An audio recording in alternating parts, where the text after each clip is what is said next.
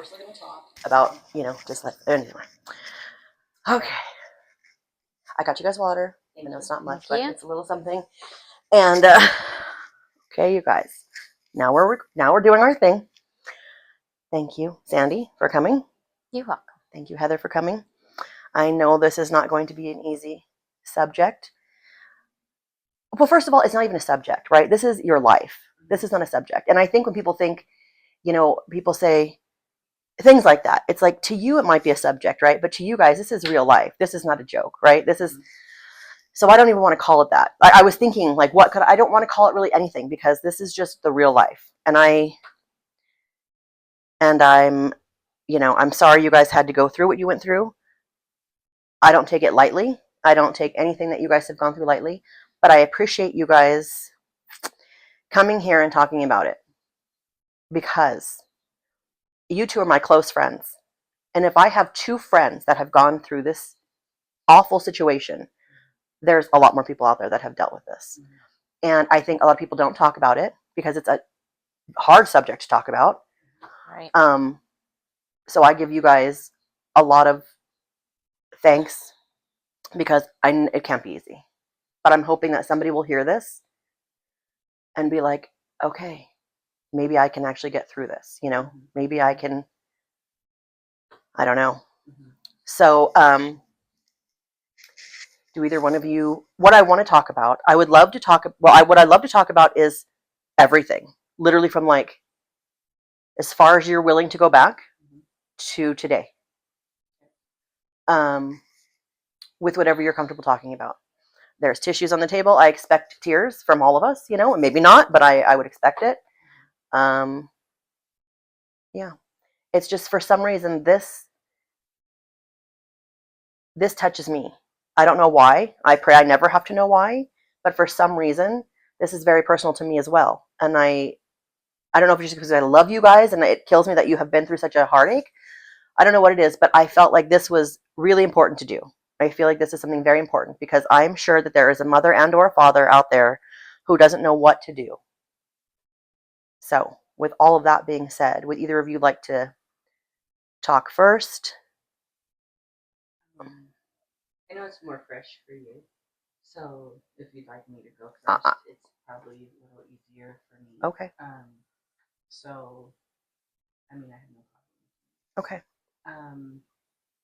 Okay, so this May makes 19 years for me.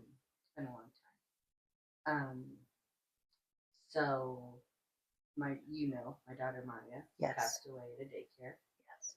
On May 17th of 2006, and changed my life, changed my family. Just, there's no, I don't want to say, like, it doesn't go back to normal. There's no, it's like a new normal, right. I guess you would say. So that day, I don't know, do you want me to just start? Yeah, how the day went? Absolutely. Okay, so Maya was 5 months and 4 days old when that happened, and I worked 1 day a week.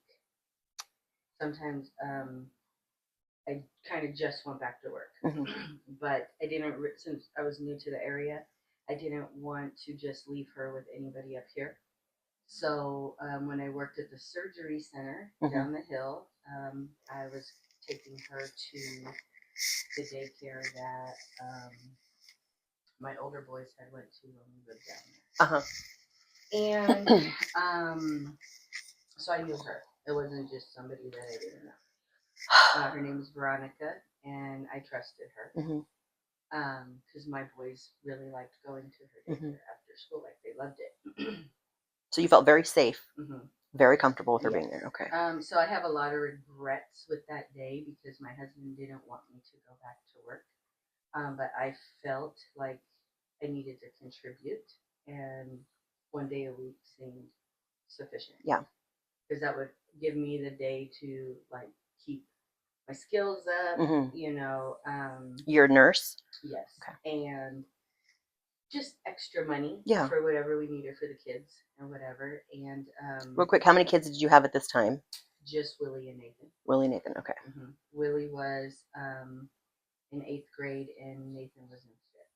Okay. And so like that day, it was my 3rd day going of her being at that daycare. Okay. So this was my 3rd time going to work down the hill. And there were a lot of things about that day that if I could have looked back, was probably signs to not go anywhere. Really? However, what were those signs? Like, okay, so I called her to tell her that I was going to come and that I was going to bring Maya in the morning. I didn't get her.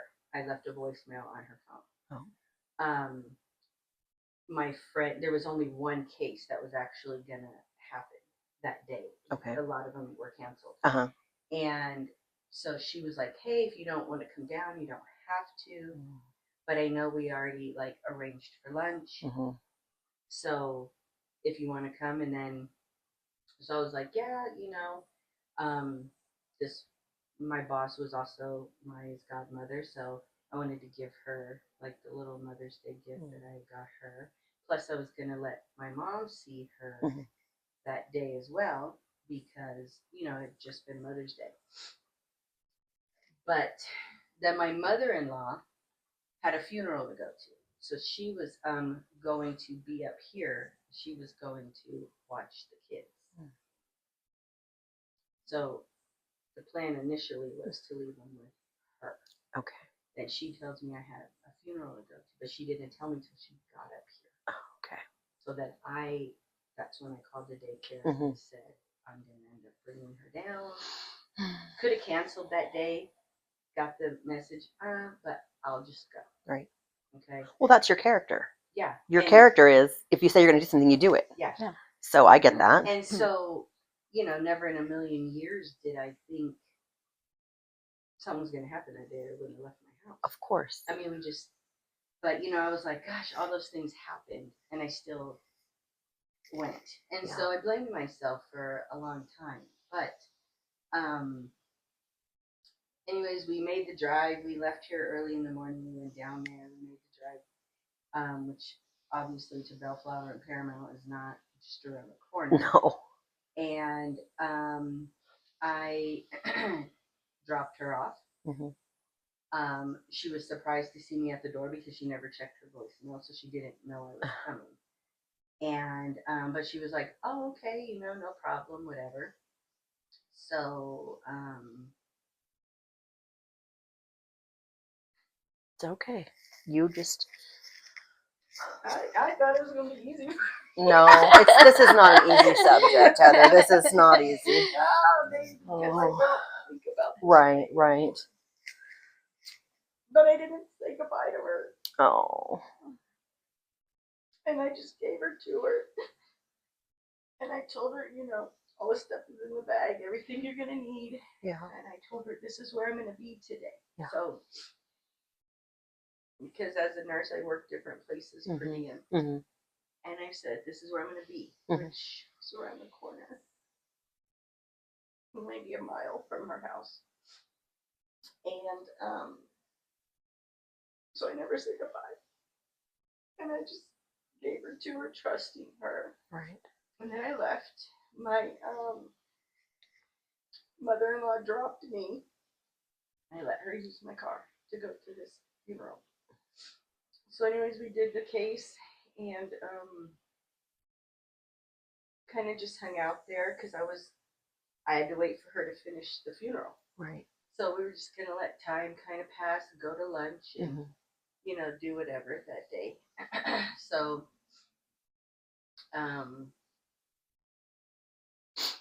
my friend Jackie and I, when we were done, we went to the Elephant Bar and we ordered lunch. And we were just sitting there, barely ordered, and she got a phone call. And the look on her face, I knew something was wrong. But I could see like pure panic on her face. So I thought it was her case. And I was like, what's going on? And Do you know who it was on the phone? It was. I remember who it was. I mean, I guess it doesn't matter. I was just curious to see, No, like, I how do- did they I get a do- hold of her? I do have to remember who Uh-huh. it was, and for some reason right now I can't Okay. remember who it was, but I think it was my husband. Okay. Oh God. I think. But I just remember the look on her face, and then she was like, "We have to go. We have to get to Kaiser right away because they took Maya there." And I was like, "What do you mean they took Maya there? Like, why would they take Maya there?" And she's like, "I don't know, but we have to hurry and get there." So I knew by the look on her face and how fast we were moving that something very wrong was going on. And I just remember praying the whole way. Yeah. That God would make sure she was okay. That's all I kept saying is, please, Right. make sure she's okay. I just need to make sure she's okay. She's got to be okay. Like, what is going on? And then when we got there, like, I remember we walked in and they all came very quickly to me and it was like, is she sick? Was there something going on with her? And I was like, no, what are you talking about? And It's okay. we went into the room.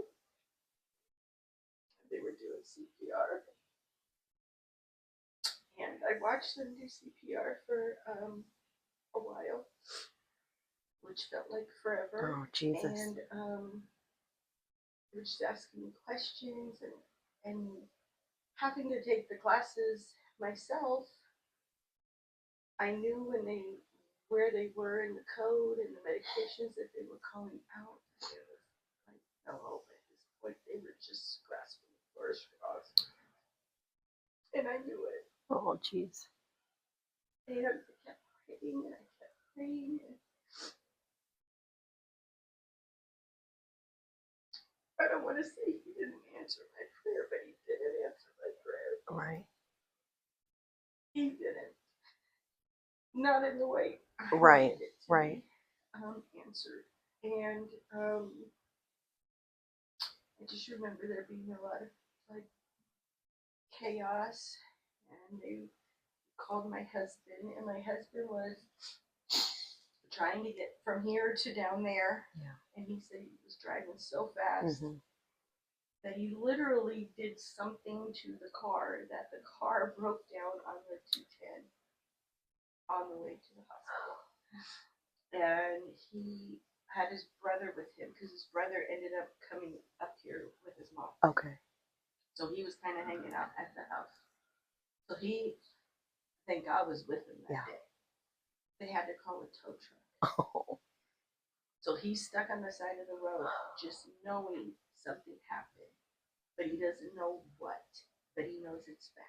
Oh. And they said, you have to get here. Just please be safe, but get here as fast as you can. So he had to wait for the tow truck. So in the meantime, my mom, they ended up calling my mom. She came, and the police, I remember this was horrific for me because after she passed and I knew that was it, I just remember sitting in the room with her like, I have to wake up. I have to wake up from this. This has to be a nightmare. Like, this cannot be real right now. When am I going to wake up? And so they handed her to me.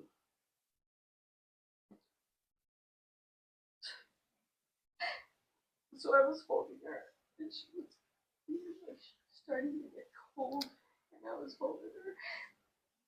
And the policeman came in, and he was like, "You have to put her back on the table. You cannot hold her." And Lisa, I lost it. I just lost it, and I said a lot of very mean things to him. Oh yeah. And I mean, very mean. And they I kind of like got very irate. Uh-huh. And then when they looked up, for some reason, he now knew my husband's name and he looked up his name. Uh-huh. Well, his brother had used his name multiple times when he got pulled over to go to jail. Mhm. So now they don't know. Right. Is he an actual violent felon? Which Oh my he's God. not. Right. Oh, no, yeah. But now they don't know. Right. And now they're saying they're not going to let him come into the back because of the state I'm in. And looking at the record they thought was him, Right. which we had to go to court and take care of that and get paperwork to show if they ever got pulled over that, you know, this was on the record. Like, so that was another thing. Yeah, right. But they weren't going to let him come in because they didn't know if we were going to get Right. fined, Right. Yeah.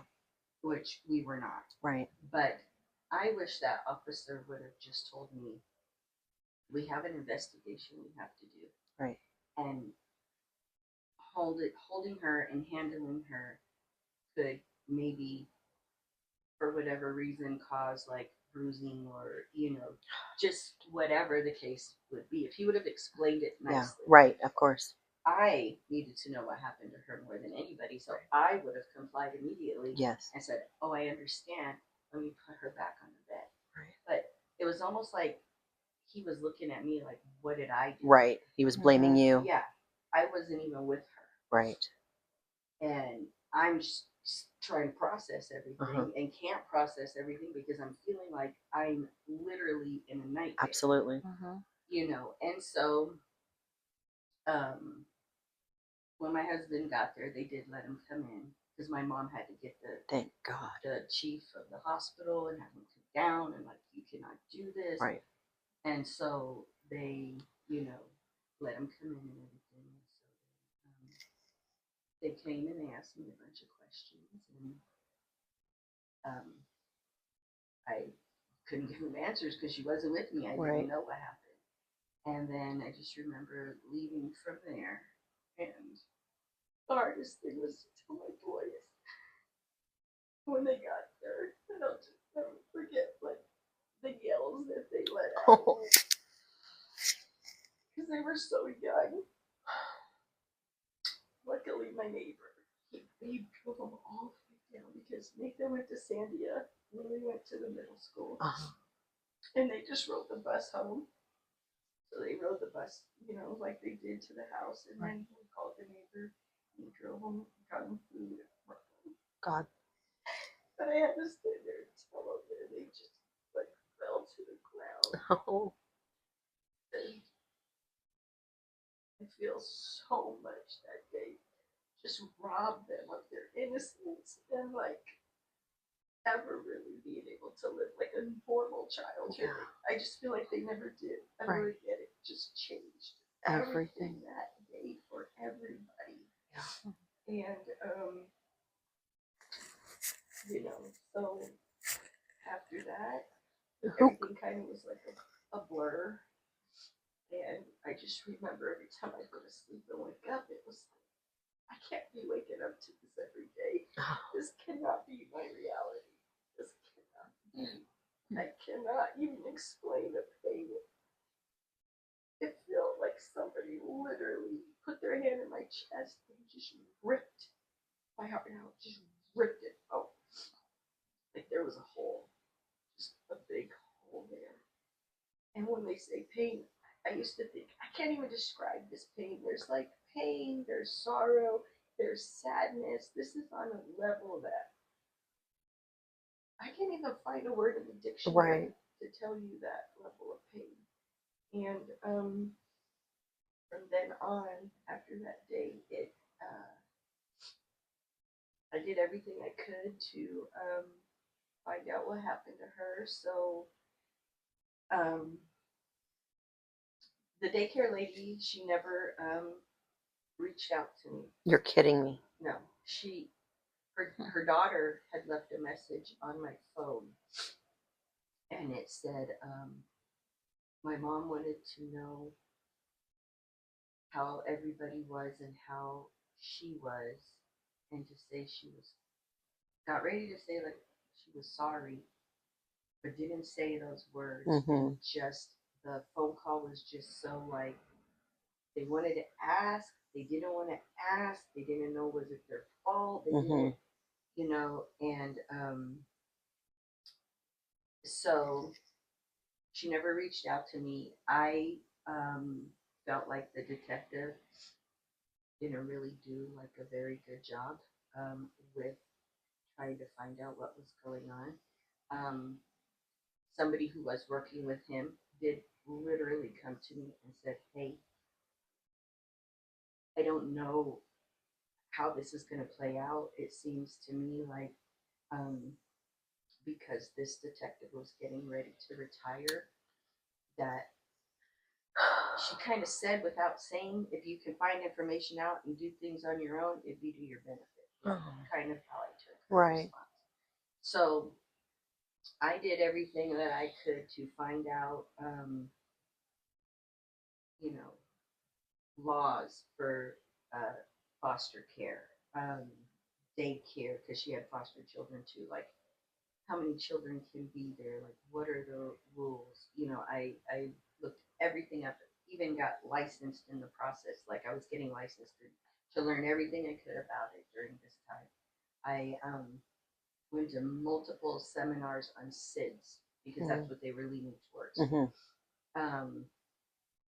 So I learned everything I could about SIDS. I reached out and got every record from the hospital, every like the 911 call that I had to listen to. Like I got every piece of information I could because I had nothing to do with my time to try to figure out what happened to her that day. And so she was never found guilty of neglect. My attorney tried very hard in a civil case to get her to admit what happened. There was a wet spot the side about this big on the pillow that she put her on in the playpen. So she put her in the playpen. Her words in her deposition were that she was crying a lot and they were going to let her just cry herself to sleep. So they put her on a body pillow in the playpen. At 5 months old, she was barely rolling and doing those things. So apparently, if there's a wet spot that dried and showed to be about this big on the pillow, she was lifting her head and trying to get off of the pillow while she was crying and she suffocated.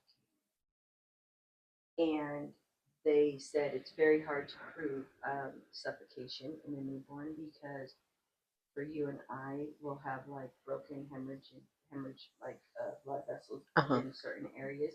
She will not have that as for her age, so it was hard to prove that. And what the person who was working with the other detective kind of said, like, if it's not a gunshot, it's not a stabbing, it's not something that is blatantly right there to, or the autopsy is going to prove it. He's retiring in 6 months, so basically, you know, like we're probably not going to know what happened. And but she gave me the number of another police officer who was in a completely different city, and they were sheriffs. And this police officer was a woman who was LA city, and I reached out to her, and that lady will never know how thankful that I will forever be to her because she looked at every single piece of evidence I gave her on her own just to try to help me. Yeah. And she didn't know me. Right. She did not know me. She knew nothing about me. And she said, your daughter suffocated that day.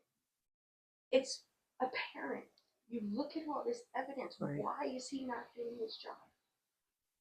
But she couldn't get involved because she said, technically, you know, I'm over here. I'm not supposed to, but I want to help you. Bless her heart. So she did. Yes. And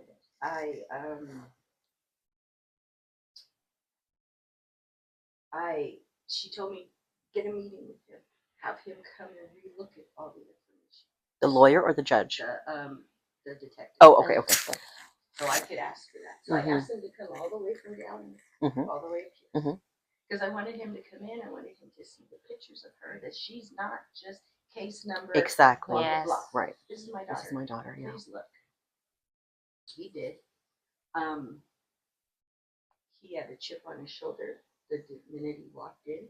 He acted like he didn't want to hear the information that I was giving to him. Like, I already did my job. Why are you questioning what I did? Was his attitude. And the other officer was very nice that was with him. But he would interrupt me when I was talking. He would give me an answer before he even knew exactly what I was saying and asking. And I'm not very fond of the police ever since this incident has occurred. I mean, I just felt a lot of unfairness that day. But I told him, if you could sleep good at night and you know you did your job, right, and you did your job to the best of your ability, and then, I mean, only God knows what happened that day. Yeah. And I'm just going to have to let it go. But I won the civil case against her. And, you know, I lost faith with that as well, because the attorney told me over and over, as soon as she is non-compliant, then we will be able to, you know, go your after microphone her. is coming. We'll be able to go after her. Yes. As soon as she starts to show that she's in contempt of what the agreement is for making payments and whatever. So she was supposed to pay you? She was supposed to pay me. So we won a judgment that day. He said, you know, and I think people mean well with the things that they say, but they never really truly understand that, like, their words will have an impact, that those words don't go away, like, for the rest of your life. And he said, you know, this is kind of like every attorney's, like, the cases that they look for to say, this is a big case we can win on. But unfortunately, there's nowhere to collect from. Right. So had she been like a facility, yes, or a school, or something like that, I could have won millions. Like that boy that got killed on the skateboard up here a few years ago. Like, I could have got millions. Like I told him, this has absolutely nothing to do with money. Oh yeah. Nothing. No No amount of money money is going to make me feel better. No. And it's not going to change. You cannot bring her back. So I don't even care about it. Right. And so he said, well, we will go after her for $10,000 was all she was going to have to pay. Unbelievable. That was going to be for my No, it's fine. I just think I don't want it to be making a funny noise on the. Oh, okay. You know what I mean? Mm-hmm. You just that should be hopefully. Okay. Yeah. Okay. So it was going to pay for the funeral costs and our wages for my wages for the month. So we went to court. You know, we won, and she wanted to come after all this and come and give her condolences. And they laid $1 short later. Yeah. And I literally said, please do not bring her over here, because I can't guarantee my husband will not snap her neck right now. Like, I can't guarantee it. So he kept her on her side of the court, and because I couldn't guarantee nothing would happen. Right. And so she was awarded to pay me the money. And I thought, okay, well, every time she has to write this check, and every time she has to send this in, she's going to have to think about this. So she was going to have to pay me $400 a month. So she made her first payment that August. We went to court in July. It was July. I was pregnant with Isaiah. Okay. I'm getting ready to have Isaiah. So she had to pay $400 that month. She paid it. She paid September. She paid October. She paid November. And December came. She didn't pay. So I let the whole month go. And then January, I called him and I said, she didn't make her payment. And isn't this when we can actually, like, go after her? And he goes, well, it doesn't really work like that. She's going to have to miss multiple payments, and then we go after her assets. Okay. And maybe this is where they're coming in thinking, okay, we're going to go after her assets, whatever that might be, and then will they be awarded to me? Take them, donate them. I don't really care. Right. But that's not what I'm looking for. I'm again looking for you to hold her responsible. Right. Like you said, when she doesn't make the payments, yeah, because then she started missing the payments.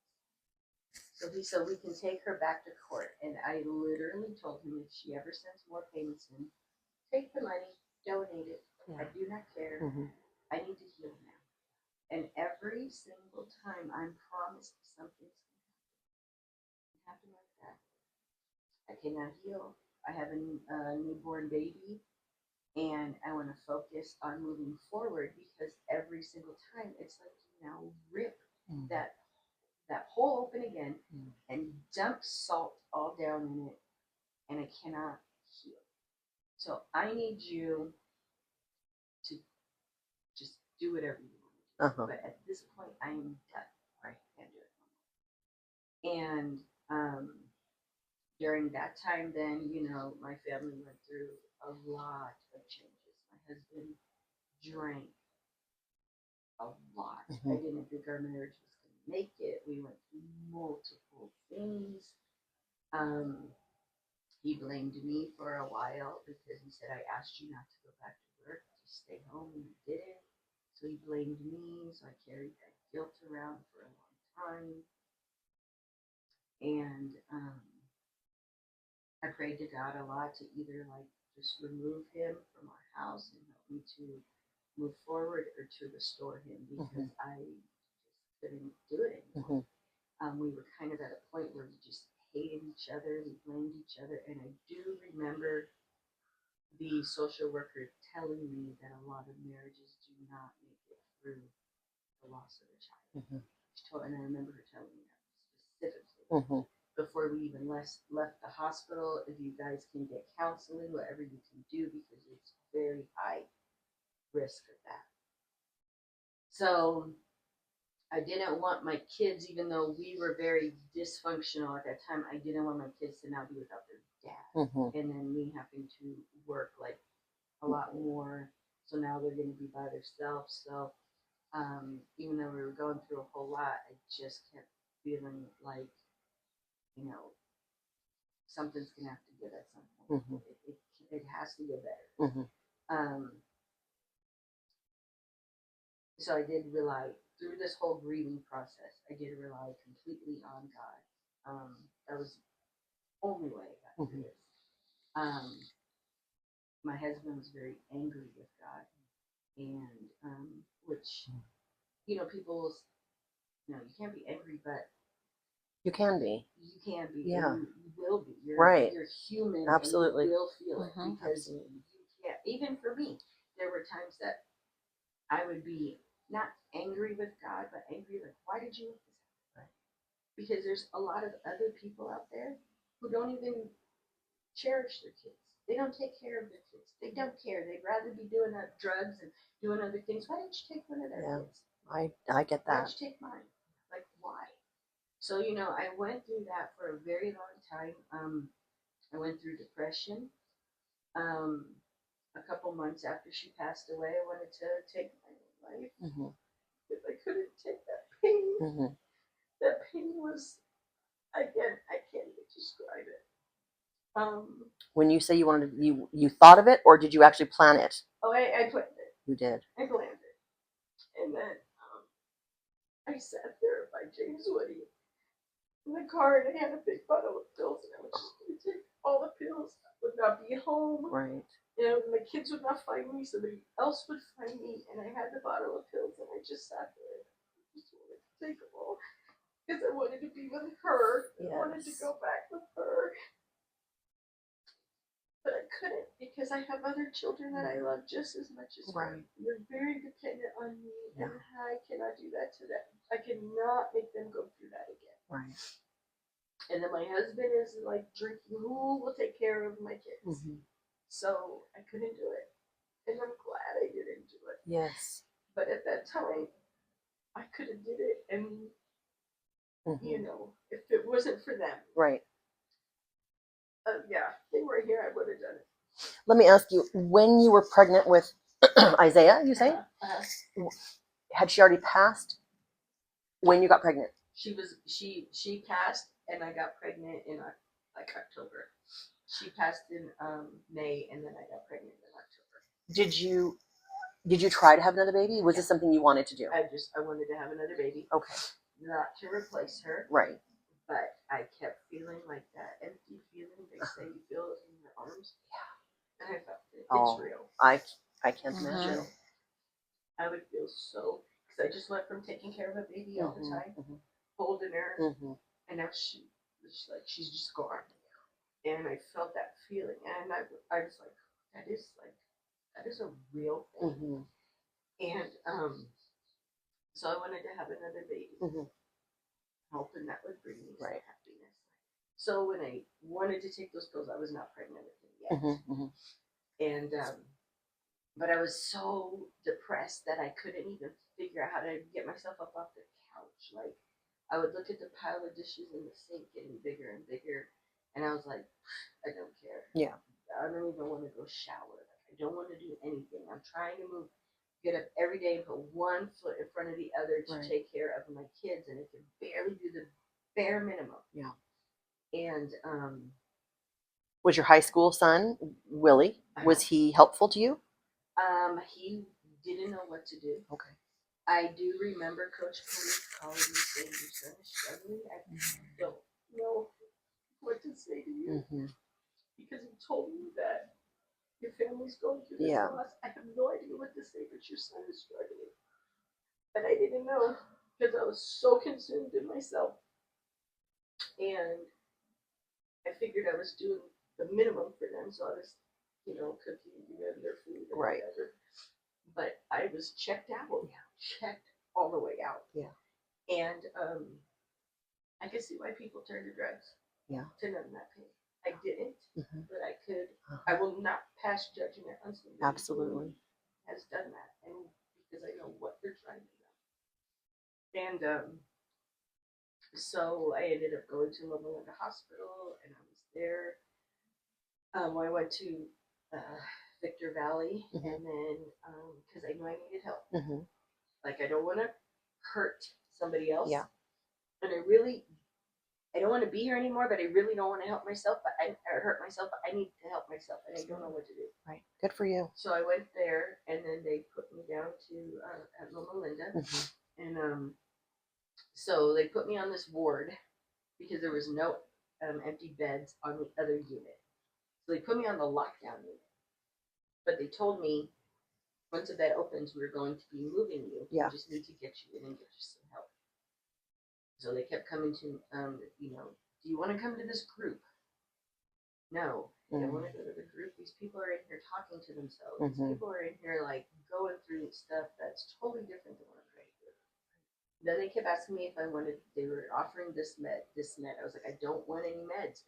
I need to talk to somebody. I need you guys to help me. The meds, is it going to take the pain away in my heart? No. If it's not, I don't want your med. I need you to help me. And so I was there by the end of day 2. I said, if you guys can't give me what I need, I just want to go home because this is stressing me out. Right. So they allowed me to leave. I wasn't on a hold because they understood what I was going through. And so they called my husband and they came and got me. And she kept telling me, like, I'm so sorry we didn't have, because this is not the unit you're supposed to be on. Blah, da, da, da, da. So I got to go home. I didn't stay there 3 days, and I just then I had to reach out, find the right place to go for therapy because I went through the outpatient with Kaiser, but Kaiser was, people were sitting there like, oh, I broke up with my boyfriend. Yeah. Oh, I lost my job. Right. And I was like, get a new boyfriend. Right. Get a job. Who cares? You think that's an issue, but it's not an issue. Yeah. And I'm just sitting here like, oh, gosh, I wish that was my problem. I wish that I had both of those problems right now. Right. And so, he even told me, this is not the right group for you. So I ended up finding the grief center, and I went there, and that was where I found all of my resources because I was now sitting with a group of people who lost children. That actually understood you. Yes, they were all older people, Mhm. like older who lost kids, kind of my age now, Mhm. but it was still relatable. Yeah. Because they knew what I felt, and I knew what they felt. Yeah. And one other person came. We're still friends, and she had lost a baby too. We were the only ones there who lost babies. Everybody else was grown children. Mhm.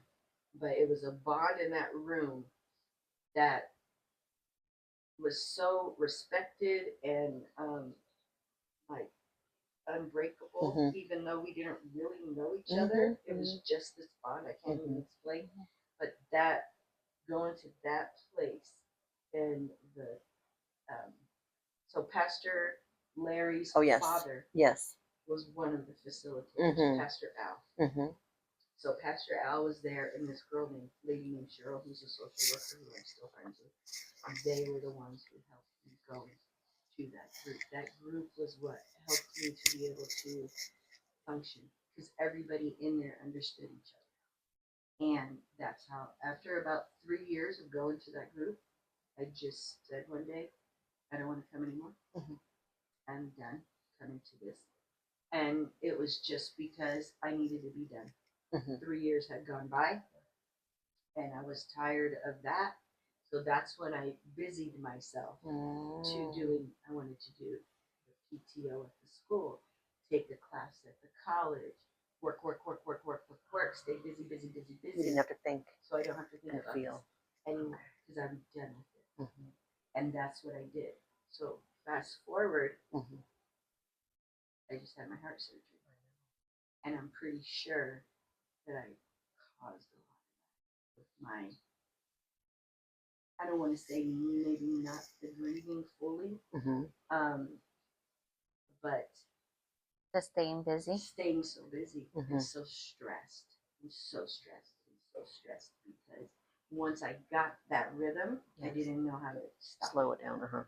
And so for good 15 years, I just was go, go, go. Like sitting at home, like now when I'm Right. recovering before I go back to work, Yes. and being at this pace was in the beginning very hard for me to adjust to because I'm like, I need to be up doing stuff. I need to be doing stuff. Yeah. I need to be this. I need to do that. And because I had to stop thinking about that Right. and put myself in a mode of just, I'm not going to do that. So I think that's why when I have to go back to that day and remember that day, Mhm. it feels like so much in here because I have. It's not that I don't think about her, Right. because I think about her. Pictures are on my wall. Oh, yeah. Every day when Oh, I see yeah. her, but I didn't want to think of that day anymore. Right. It just drained me to the core, and I said I can't do it anymore. I got a law passed in her name because during that time, I found out that that daycare had too many children that day. Um, she had expired her CPR, so she had no idea how to do CPR with my daughter. That's all on the 911 tape. Um, the attorney wanted to sue the state but couldn't because they said that's her sole responsibility. His exact words were like, if a drunk driver got his license at the DMV and he drives drunk, you can't hold the DMV accountable. It's up to him to drive and follow the rules, and it's up to her to follow the rules. But they allowed her to operate. Like, I can't work if my CPR is expired. Right. Right. But nobody followed up with her and made sure, and she had been expired for over a year, almost 2 years. Wow. She hadn't renewed it, so she didn't know what to do. She left, and 128 times in her deposition, she said she didn't remember what happened that day. I remember that day to detail, and when I'm playing it in my head, I still can remember. I can remember everything that happened, the smells, everything. I bet you can. And you don't remember? Yeah. And so we found out that she wasn't even there. She left her mom with 9 infant and toddlers, which you can have 8, but there's to be 2 people. And I know this because I did all the research for that. Yeah. Mm-hmm. So now you had 9. There's too many, and you weren't even there. So everything when we picked, well, my mom picked it up for me from the police station. All of her food was still in the bag. All of her stuff. I think maybe she was hungry, and you were overwhelmed, and you didn't feed her, and that's why she was freaking crying. And you were gonna just put her on the pillow, cry yourself to sleep. Well, she did permanently. She cried herself to sleep, and all of her formula that I packed, the bottle I made her, everything was still in the bag. And how many hours had it been? You know that? So they started calling at. She called the wrong job. I told her when I left that day, I'm going to be at Paramount Surgery Center. She called Carolyn Joe, which is the other one that I had worked at, but I wasn't there that day. She called there. And the reason that I know is because the receptionist said she took the call. She got there every day at 5 o'clock. She had to be at lunch by 10:30. She was getting ready to leave the desk to go to lunch. The phone rang. She answered it as she was getting her stuff out of the drawer. She had already clocked out. She went to get her stuff out of the drawer, so she knew the exact time. It was 10:32. She had just clocked out. And you had dropped her off at what time? I dropped her off a little bit before 6 in the morning. No bottle. No, so nothing. She was hungry. Yeah.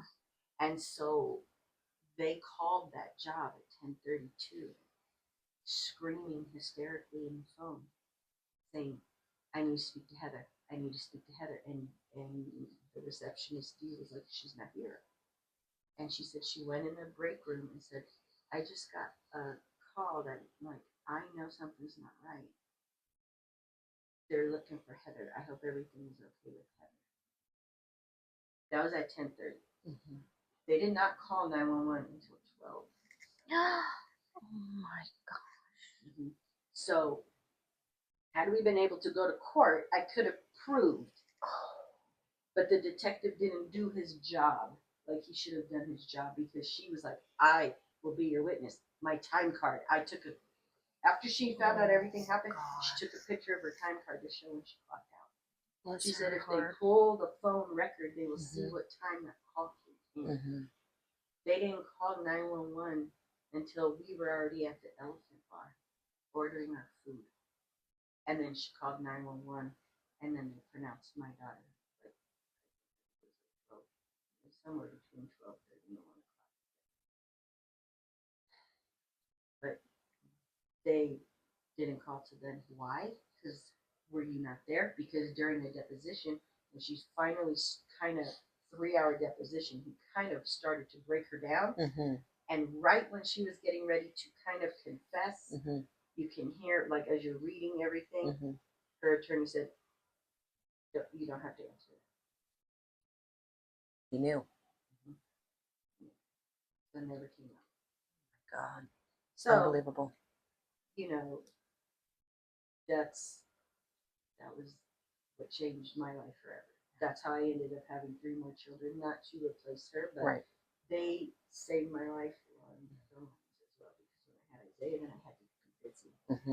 And then Noah came, and I had to be busy. And then Sophia. So that's why I ended up having so many children, trying to have another girl, not to replace her, but I wanted a girl. Yes. So many boys. Now, today, you have Sophia. Do you think you have a different relationship with her than the boys? Yeah. You do? Yeah. And do you think it has to do with what you've gone through? That's why I'm so overprotective of my kids. Yeah. And people can't understand why. But I get very overprotective of them and anything that they're probably to the point that it's, I don't want to say helicopter mom, but kind of. I'm helicopter mom. And all of, because like, I need to know where you are at all times. Oh, yeah. Because I have this fear. Oh, God. That something is going to happen. Yeah. So my biggest fear, and the thing I pray about all the time, is to not go through it again. Like, I'll do this 10 more times. I'll fight cancer. I'll do whatever I have to do. But please do not make me go through that. Yeah. Because I can't. Yeah. I can't. Yeah. And I don't want to be taken from my children until my children can take care of themselves. Mhm. Those are my only concerns. I don't care about nothing else. Financial, everything. Yeah. I don't care. Right. Nothing matters. Mm-mm. It puts life in perspective. Just don't make me do that. And how is your husband doing? He's a lot better. A lot better, but it took years. And he did recognize like a lot of damage he caused in our marriage. Over the years. But he said he blamed himself as well. Because he said, and he was a full-time provider, truck driver. Maybe she wouldn't have worked if she would have felt, like she could have trusted me. But it wasn't that I wasn't trusting him. It was just the fact that I liked to work. I liked my job. So there was no reason for me not to do it. It wasn't like I had a job where I was like, oh my gosh, I hate my job. I loved what I did. Yeah. So I thought, well, if I at least go once a week, that I'm still just being employed and, doing whatever. But I did want to be home with her and the kids, but I just wanted the one day. Yeah. And, he just recently, this year since my heart surgery, has been going to church every single Sunday. What? And even before we get up in the morning, on Sunday, I'll hear him like say, "Oh no, I have church tomorrow." I used to beg him to go. Yeah. He would not. He was very angry with God, and he would not go. And now, I see a big change. Like he does. I want to say really since the heart surgery, he doesn't. Because then he just kind of ended up being like I drink on the weekend, and I enjoy myself on the weekend, but he'll enjoy himself way too much. Still, we would still have problems. Yeah. But he has not been drinking hardly like at all. Maybe I want to say since my heart surgery, like I think I've seen him have like just a handful of beers. I can say no more hard liquor. And he will get up and he will go to church and he will tell the kids, come on, you need to get up and go to church. He's been listening to Christian rap instead of regular rap. What? Wow. Yeah. This is amazing. Yeah. But look how many years. Yeah. That's been me praying for him for like 19 years. Oh, I believe it. But God does answer prayers. It's funny. Well, it's not funny, but it's like we want such instant gratification, right? We want it to happen right now. But it took him 19 years. But that was 19 years of like him hearing you, him seeing other people, people being examples. You know what I mean? And he finally, that is huge for me. Yeah. Because I know Willie and I know the stories, and I think that is just huge. Yeah, it's huge. It is huge. And I honestly didn't think that day would come. And when I said that God didn't answer my prayer that day, I think that's why for so many years I have a hard time with praying. I don't know how to pray. I pray. Do you think you did it wrong? Was that a thought in your head? Like I always blame myself that I did something. Like maybe some things I did in my past that I'm not proud of, but then, I did go to therapy at the church for a while, and they were like, God is not a punishing God. Right. And, but I felt like it was something I did. Yeah. That, I was getting almost like the karma. Right. Thing, even though I know God is not karma, but. Right. I also use that word, even though I know it's not a godly word. Yeah. But it just makes so much sense in my brain. Same. Yeah. Same. Yeah. But I do pray. I pray for everybody. Yes. Pray for different things, But when it comes to praying for me, it's hard. In my house, when people say you have to just trust him. Okay, I do, but I also do know that when it's your time, nothing changes that. Because my husband had to tell me over and over, it was already lined up, Heather. Right. That's what God brought her here. She was here for a small amount of time. Don't know what what purpose could she have fulfilled in 5 months. She's only here for 5 months. Right. And then everybody says, oh, you got that law passed about the daycare, everybody having to be CPR certified, every worker there, not just one person. Right. So you got that law passed. Look how many people will be saved. Okay, that's great. Right. But you know what? I would have rather not Absolutely had anything to do with that and have my daughter still here. Yeah. you know, I'm glad it could save somebody else potentially, but I don't want to be doing something based on the heartache that I had to Of feel, course, yeah. you know, and but why didn't he let her stay? Like, what was I to get out of this? I don't know. You still don't know. I still don't know. I mean, I have volunteered for a few years. For years, I volunteered at the grief center after I stopped going.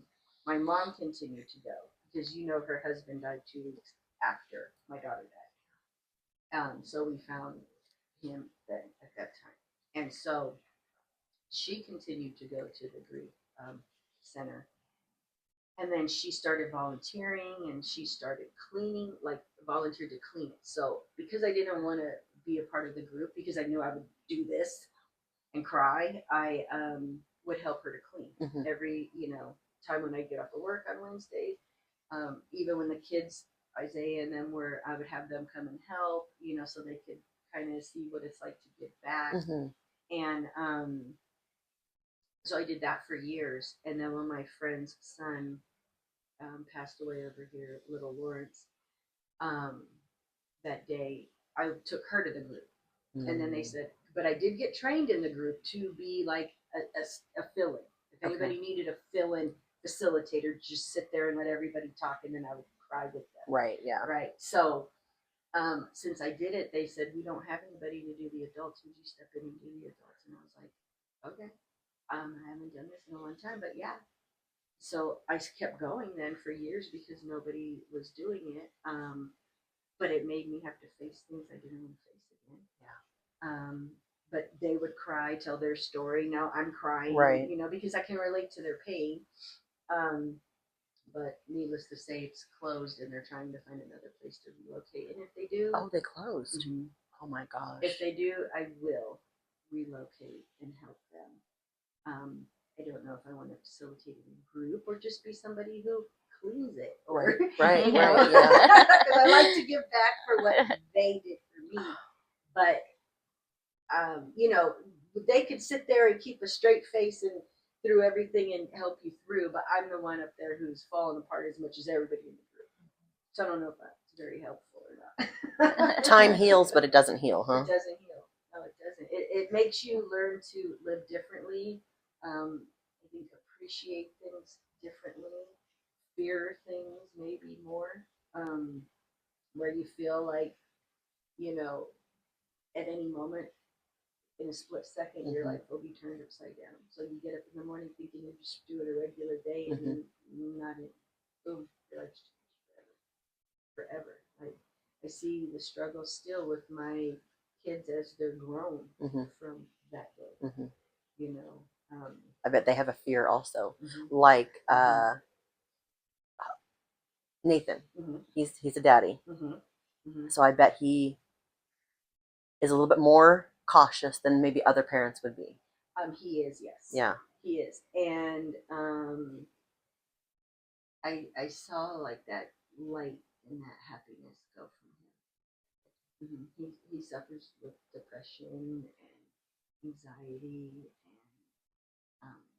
just a lot of struggles that I don't know if he would have.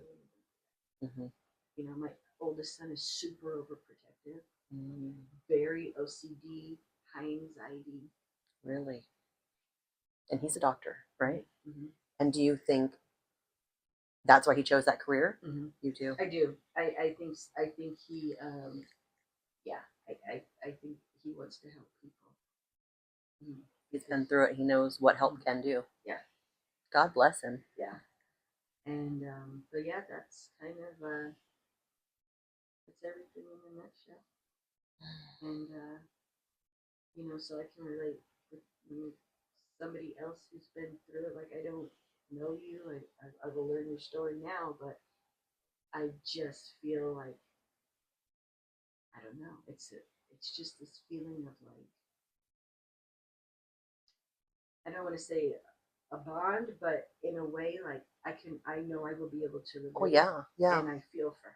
Yes. Because I know that feeling. Yes. And people, I think sometimes when they pass, there's somebody who passes, they want to say things like, "Oh, well, God wanted to come home," and they say these things, and I think that they mean well, I but think they they don't do. realize that.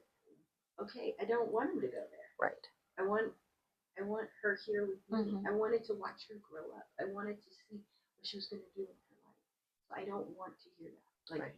I know, because I'm like, well, God could have called her later. Yeah. I don't want to hear that. Right. That he needed another beautiful flower in his garden. He can make another beautiful flower. Mhm. He wanted it. Yeah.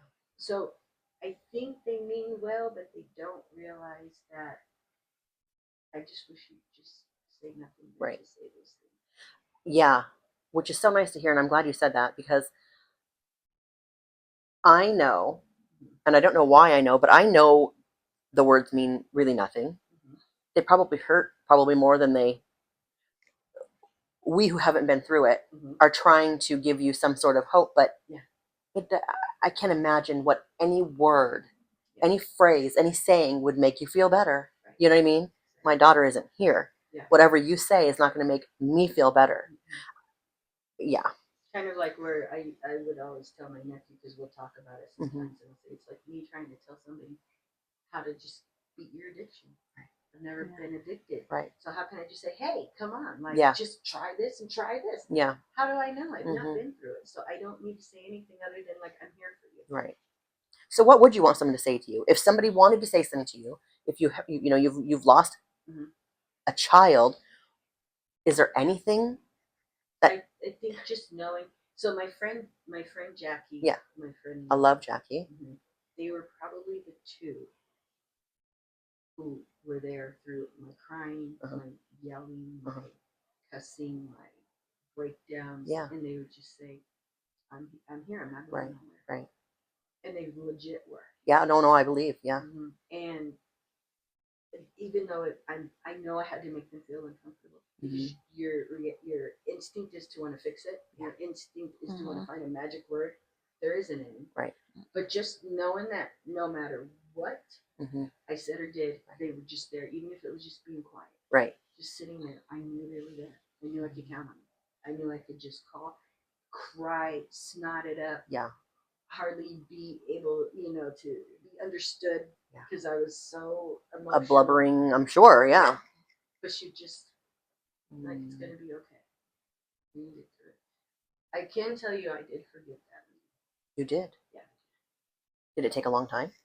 I want to say it probably took me about, I want to say maybe 10 years. Wow. That's Mhm. huge. I did, and it was. People were kept telling me, you gotta forgive, and I was like, that's easy to say. Yeah. Okay, it's easy to say, but I knew in my heart. I mean, being somebody who knows that that's what God wants, Right. I knew at some time I was gonna have to do it. Yeah. But I prayed about it because I knew my own feelings I couldn't. Mhm. And so one day I was doing this Bible study, and it was with Max Lucado, Mhm. and I read this thing in the book.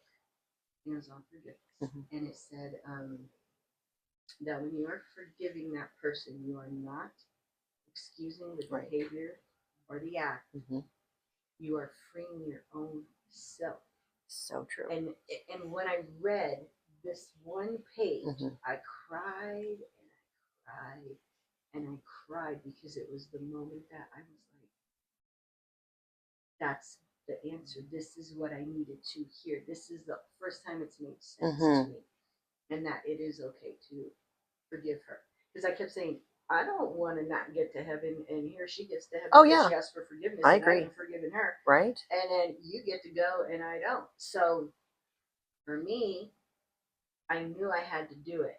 Do I think she meant for my daughter to die that day? No, I don't. No, I don't believe I that don't. either. I Yeah. would be lying if I said that she did. Right. I wouldn't have left her there. Right. If I would have felt that Yeah. she would be putting her in any harm. I didn't know she wasn't there. I didn't know she left her mom overwhelmed with too many children. Probably was she at the store? I don't know where she was. I don't know what she was doing. Right. But she was in the middle of going through a divorce as well. So I don't know. But I know she left her mom overwhelmed. And I remember when I picked my daughter up the second time before I took her back, I even said, I don't know if, like, something tugged on my heart, and I was like, I don't know if I should take her she said, "Oh, your daughter, she just cries all the time." And I go, "That's not her personality. She's always happy." I was like, "She doesn't know you. Mm-hmm. She's not used to you. Mhm. She has to get used to you." I said, "She doesn't cry with us." Yeah. Then she let her cry herself to sleep. Oh, You know, God. so when I look back on those things, but I don't think they thought that was going to happen. Yeah. Of course, yeah. You know, so I did forgive her. I don't ever want to be in contact with Mm-hmm. her. Well, yeah, you're not going to be best friends. When the day you But I had- forgave her, did that do anything for you? I felt like a huge weight was lifted. You did. I felt like a huge weight was lifted that I don't have to, because I felt a sense of betrayal. Uh-huh. If I forgive, Uh-huh. then it's like I'm saying it was okay what you Right, did to my right. daughter. Yeah. But that's not the case. No. I needed to, when it said it's not excusing the action. Right. It's you forgiving her to set yourself from that bondage free. That's when I said, I'm going to do this. I can do it. I can do this. And I felt okay. And you know, I met a lot of people along the way who were there for me during that time because they had gone through it as well. And I always wonder, like the years later, I wonder if they were ever able to forgive themselves even for like whatever happened, because you carry that guilt around. I had to forgive myself too. Thank God But that you were able to do I that. had a lot of people. I had a lot of people who did support me, and you know what? I had people I don't even remember their names. Oh, yeah. But I remember them saying, "Hey, I went through this. So and so told me to reach out to you. Here's my number if you need to talk." Or, you know, it would send things in the mail for me to read. It was just that thoughtfulness that helped me get through it. That. And you know, I think about all those years, and I'm like, I wonder what happened to those people too. I wonder where they are in their journey. Yeah. Did they ever get to forgive, or you know, as well? Because it's just crazy. Life is crazy. Life is crazy. And the older I get, the more I realize how true that is. You know, and I know people that know me well, you know, my saying is choose happy. But I really mean that. You do have to. No, you have to. It is a choice. It is a choice. It is 100% a choice. You know, and it's not an easy choice. No. Especially for people like you two that have been, probably felt you have had your insides ripped out. And then more. I mean, I can't even imagine. But I have realized that I don't care. Look at Robin Williams, right? We all thought he was happy. Yeah. He killed himself. Yeah. He wasn't happy. You know what I mean? Right. Money doesn't bring you happiness. No. Sometimes I think money brings you more heartache than anything. Yeah. I think so. But it's like, so even the people that have the money that we think are so, you know, their life is Happy. great. It's Yeah, not. they don't have any worries or Right. money Everybody worries. has a hard time. And you just have to choose. You have to realize that everyone is going through something. You're fine. Everybody has to go through something. Everybody is going through something. And you just have to choose how to react. Yeah. Now, I have never lost a child. I don't know that that's even possible. You know what I'm saying right now. Yeah. But 19 years later, it has become possible. Yeah. So I guess I want what people to know is, as hard as it was, and as much as you thought, I can't do it, there is a light at the end of the tunnel. There is. And honestly, like I said, I know everybody has their own way of grieving and getting through it, and it is a journey, and it takes a long time. Even every holiday, I still sit and I say to myself, there's one person missing here, you know, and I'll look around at everybody and like, she should be here. What would she be doing right now? Yeah. You know, you just think about those things, and I'm like, we never got to see first of anything. I never got to see a first crawl. She didn't get to crawl. I didn't get to see any of that. So I'm always forever grieving the fact that what would things be like, you know? And so you do. And I mean, I used to at night before I would go to bed, I'd have to count in my head where everybody was. Everybody's safe. Okay, everybody's here. Everybody's okay. Everybody's good. Because of that anxiety that I have now of like going through it again. It's just crazy. But there is still happiness. You find happiness in a sense of like in the beginning, I would kind of feel guilty if we started laughing and having a good time, and we're moving a little bit forward. How can we be laughing and enjoying ourselves when this has happened? Mm-hmm. But you do have to. You do have to, and I feel for.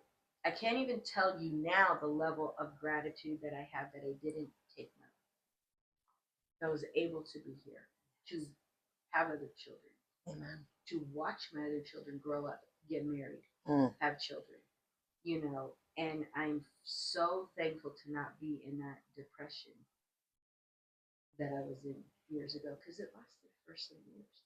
Even though I was moving forward and I was doing stuff, I was constantly reminded of that loss and what we were missing. And I still think about it. Oh, I'm sure. It's not like it goes away, but it is where you just learn to live and find happiness again in other ways. Never goes away, but it doesn't hurt to the core like it did back then. I mean, it will, if I have to think about it and I have to remember it, I mean, it will definitely touch me again, but I feel very grateful to have found happiness again. God. And be able to move forward. So I'm always a grateful person for every little thing. A lot of I times know, people yeah. complain about, and I'm in my head going, yeah, right? I don't care about those Yeah. things. I don't worry about those things because I've had to worry about, am I even going to get through today because of this pain, and how will I function again? How will I live again? I mean, I just feel grateful for little things. Even like the rain yesterday, I just feel grateful. It's crazy, and I don't know how to explain it, but I feel grateful for dumb things. No, I actually do too. I actually do too. And not, yeah, no. I'm so glad that you can. Yeah. I'm so glad that you can. I'm so glad that you can actually continue to live. Yeah. And some people don't. Oh, I believe that. Some people don't. Some people stay stuck in that sorrow. And I feel sorry for them. Right. Because that's a horrible place to be. Mm-hmm. It is. Mm-hmm. Okay. Sandy. There's my story. Yeah. Well, okay, so your daughter was 5 months old and 4 days. 5 months and 4 days. Now, Sandy, the reason I wanted the both of you here, are you cold? Do you want a blanket? No, I'm fine. I just needed to Okay. my arms. Yeah, okay. I'm fine. So the reason that I wanted the both of you here is because, yes, you both lost children, but very different situations and circumstances. Like, you didn't get the firsts. She had all the firsts, or almost all of the firsts. You know what I mean? So I wanted to show somebody, like, look, it doesn't, here is an example. Here is a true example of how you both dealt with the situation. The only thing you guys have in common, I think, is that you both lost a child. But your stories are very, very different. And how you react and how you. So I would love to hear your story, Sandy. From what I remember, I remember you saying that he had recently had a health checkup, and everything was fine. So I don't know where you want to start, but that's kind of where I remember. We had went because we had the same doctor because he had just turned 21, so he couldn't go to kids doctors anymore. So he went over to my doctor, had his physical, everything came back fine. This was in February. Healthy, 21-year-old, well, 20 at the time. His birthday was in April, turned 21. We all went to Vegas to celebrate his birthday. My daughter and my son, my daughter's older than my son. They're 8 years apart. So they both, which this was so weird, booked a room at the casino, at the Hotel Del Rio in Vegas. So we all get there together. We get in line to check in and stuff. And our rooms are next to each other. Not even knowing. Not even knowing. Huh. And we were like, what the heck? This never happens, because he went first, and then she went to another to check in, and then they're like, oh, what room are you in? Oh, what room are you in? That's We're crazy. together, which is really crazy because it was next door to each other. We had a good time, turned his 21, came back home. This was April. That's when they started with the COVID shot. My son did not want to take it. And I would tell him, I think you need to take it because you have asthma. I don't want you to get sick, be in the hospital, not being able to be there with you. No, I don't want to do it. I don't want to do it. Okay, fine. We left it at that. Come September, the beginning of September, his girlfriend needed to get the shot because she's in medical field.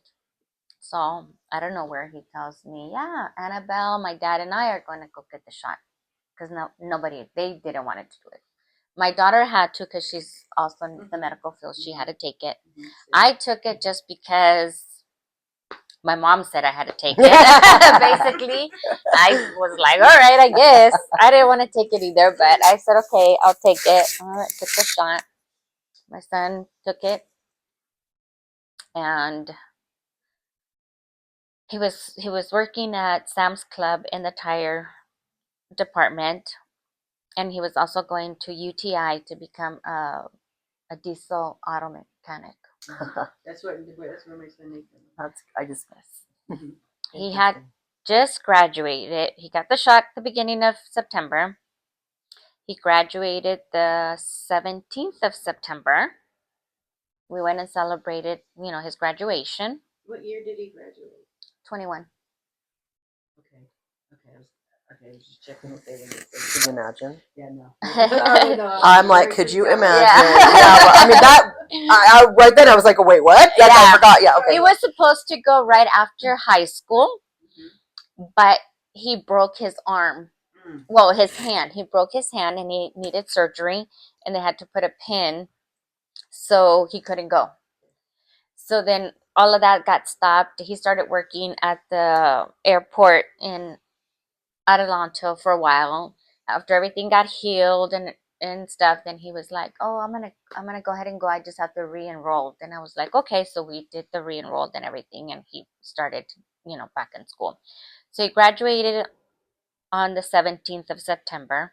We celebrated him, everything. That following week, he started complaining that he had a headache. So on Thursday of that following week, he's like, my head is, still hurts. My head still hurts. I said, okay, we'll go to urgent care where your sister works and see what they say. So he went, and then they gave him a shot for the pain and stuff, and told them he needed a CT, but they wouldn't cover it because it wasn't the hospital. It was just, urgent care, whatever. So they said, you got to go to your doctors so that you can do that. On Friday morning, I called my doctor and I said, I need to schedule an appointment. My son needs a CT scan. This is what's going on. Okay, they scheduled him for that Monday. That whole day, he was fine. On that Thursday, he was fine. Just had the headache. No, I'm sorry. Wednesday. So I called Thursday for the appointment. So Thursday night, he couldn't take it anymore. Ended up in St. Mary's.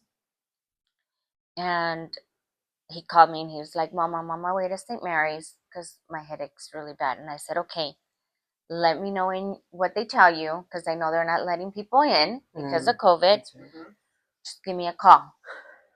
I don't know why I decided to take a shower and get ready just in case he calls me. So I did that, and then his dad calls me and he's like, your son's on his way to the hospital. I said, I know. I told him to call me because we can't go inside. And he said, okay. So about, I think it was 9-ish at night, he calls me and he says, Mom, they're telling me my brain is bleeding and they're flying me out. And I said, what? What are you talking about? And then he's like, I don't know. And I said, is the nurse there with you? And he said, yeah. And I said, ask the nurse if I can go. And then he asked, and she said, is she vaccinated? They said, and I said, yeah, tell him yes. She goes, yes. And he goes, I said, okay, I'm on my way. So I just grabbed my purse. I left. I called his dad and I said, I'm on my way to the hospital. No, before I left, I called him and I said, hey, Jonathan just called me. I don't know what's going on. They told him that his brain is bleeding. They're gonna fly him out. I need to be over there. And he's like, well, he's a tow truck driver. He's like, I'm around the corner. I'll pick you up and drop you off. And I said, okay. And I'm like, hurry, like hurry, hurry. So then he picked me up. He took me to the hospital. And then he's like, I'm gonna call work and tell him, I'm off and I'll be back here. And I said, okay. So I went inside and I went in and, told them I was there for my son. So they took me in the back. My son looked fine. He was just like, my head hurts, my head hurts. And the nurse says, yeah, his head is bleeding, but it's from the outside. So we need to fly him out for, the specialist. And I was like, okay. He goes, we're just waiting for um, a hospital to call us back. I said, okay. And then they came in and were asking him, did you throw up? Was there blood? Because he had thrown up, but he's like, well, I don't know. Like, I don't know. They had they already had an IV, had given him some meds, and we're just waiting. So then I heard over the intercom that St. Jude Hospital was online, so they picked up, and the nurse came in. She goes, okay, hospital already confirmed he's going to St. Jude in Fullerton. I'll give you all the information. Helicopter's on his way. And I said, okay, will I be able to go with him? And they said, no. And I said, okay. So then, the helicopter people come and they're getting him ready, gave him medicine so he wouldn't get nauseated. And then they asked me, can we give him blood? Oh, no, they said, what religion are you? I said, we're Catholic. Can we give him blood? I said, yes, but let me call his dad, just so we can be on the same page. Of course. I called. They're asking me, well, of course. I said, I'm not asking you like for permission. I'm just letting you know. Mhm. And I said, yes. And they said, okay. They got him ready. They took him, I blessed him. And I said, I'll see you over there. I came out. I called his dad. I'm like, where are you? And he's like, I just got to the house. I said, okay, I'm on my way to pick you up. So we can go. So they gave me all the information where we need to go. I said, okay. So he left. I got home. We got just the change of clothes, grabbed my bags, and his girlfriend went with us, and we left. We got to St. Jude about 3 in the morning. They left here maybe like 1-ish or so. We got there about 3 in the morning. When we got there, he got there. And the nurse was like, man, were you flying? And I was like, well, I don't know. I wasn't driving, but I guess. And I said, why? And he's like, because he had to land at the airport because they didn't have a landing at the hospital. Mhm. So he had to land at the airport, and then the ambulance picked him up and then brought him to the hospital. I didn't know they did that. Yeah, so I didn't we know St. kind Jude's of, didn't have a helipad. yeah, in Fullerton they don't I have was one. born there. So St. Jude. I get there and I'm like, okay, so then I have to show proof that I'm vaccinated so I can go in the back. His dad couldn't go in the back because he needed his second shot. Him and his girlfriend. So it was just me with my son, and he just kept waking. My head hurts, mom. My head hurts. So I kept calling the nurse. They kept giving him medicine. They kept giving him blood, and I'm like, They were okay. giving him blood. They were already giving him blood because his platelets were going down. And I'm like, what is going on? Like, can somebody tell me what's going on? We don't know. We don't know. We're just doing a CT scan and MRI. We don't know. They had me like that all day. We were in there. And then finally they said, we're going to do a bone marrow. Mhm. So I was like, okay. So by that time, his dad and the girlfriend were able to get their second shot. So his dad was able to go in there with me. That is so crazy. Isn't it? Yeah. So his dad and I were Get in. comfortable. Take your shoes off. Do what you Okay. gotta We do. went. Put your feet up. I really don't care. They took him to. We went with him to. I even went in the room when they got him all situated for that test, and then I came out and we waited for a while, and then when he came out from there, he wasn't responding as he was prior to it. Wow. So they brought him back to the emergency because they still didn't have a bed. So when he got to the back, he said, I need to go. No, they laid him down and he said, I'm in pain. And then it was like he wasn't responding. I was like, Jonathan, Jonathan. And he was just like asleep. And the nurse turned around and looked at him like, what just happened? I'm like, I don't know. What's going on? And then he was like, Jonathan. And then he kind of like, woke up. And then my mom, by this time, it was like maybe about 3-ish in the afternoon. My mom had showed up because I called her around 5 in the morning. I was like, Mom, I'm in the hospital with Jonathan. I don't know what's going on. Um, I need you to come. This is where I'm at. So she's like, okay, because my stepdad had left for work. So she's like, let me call him so he can come back and then we can go. So she had showed up around that time. And my daughter was like, can we go inside now? How old And was Jamie at the time? Jamie is, So she was in her 20s already. She was 28. yes, because they're 8 years apart. Okay. So 29. Okay. Yes. So I said, okay. So I told Jonathan, I said, Jonathan, your dad and I are going to go out. Your sister and Annabelle's coming in. And they'll be here with you. And he's like, okay. So we came out. They went in. And they were there with him. My mom said, have you guys eaten anything? We're like, no, we've just been here. And she's like, well, let's go get something to eat. And I didn't want to leave, but then I said, okay, let's go get something to eat because we haven't ate anything but coffee all day. Mhm. So we went to go eat. While we're over there, I'm calling his work, letting his work know that he's in the hospital. He won't be into work. And then they gave me this other 800 number where I needed to call. And while we were finishing up, my daughter calls me and she says, Mom, you guys need to be back now. I said, okay. I told them, we need to leave. Go pay the bill. We gotta go. We gotta go. We gotta go. We left. We came back to the hospital. We're waiting in line, for the lady to check us in. And I said, she's trying to check us in. She's like, oh, wait, but not both of you guys can go up there. And we're waiting for them to clear you. And I'm like, I'm not waiting. So I went and I pushed the elevator, the button at the elevator. And I told Saul, this dad's name, let's go. We're just going. I don't care. Good for you. We got in the elevator. We went up to the ICU because they already had him in ICU. So we went up to I don't remember what floor it was. When we got there, as soon as we were coming out, here comes security and here comes the nurse. And then the nurse tells the security, oh, it's okay. I need to talk to them. I said, okay. So They then really called security. yeah. Really? So then she takes us into this room, and it's my daughter, his girlfriend, Saul, and I. And I said, what's going on? And she says, I just wanted to let you know that we had to intubate him.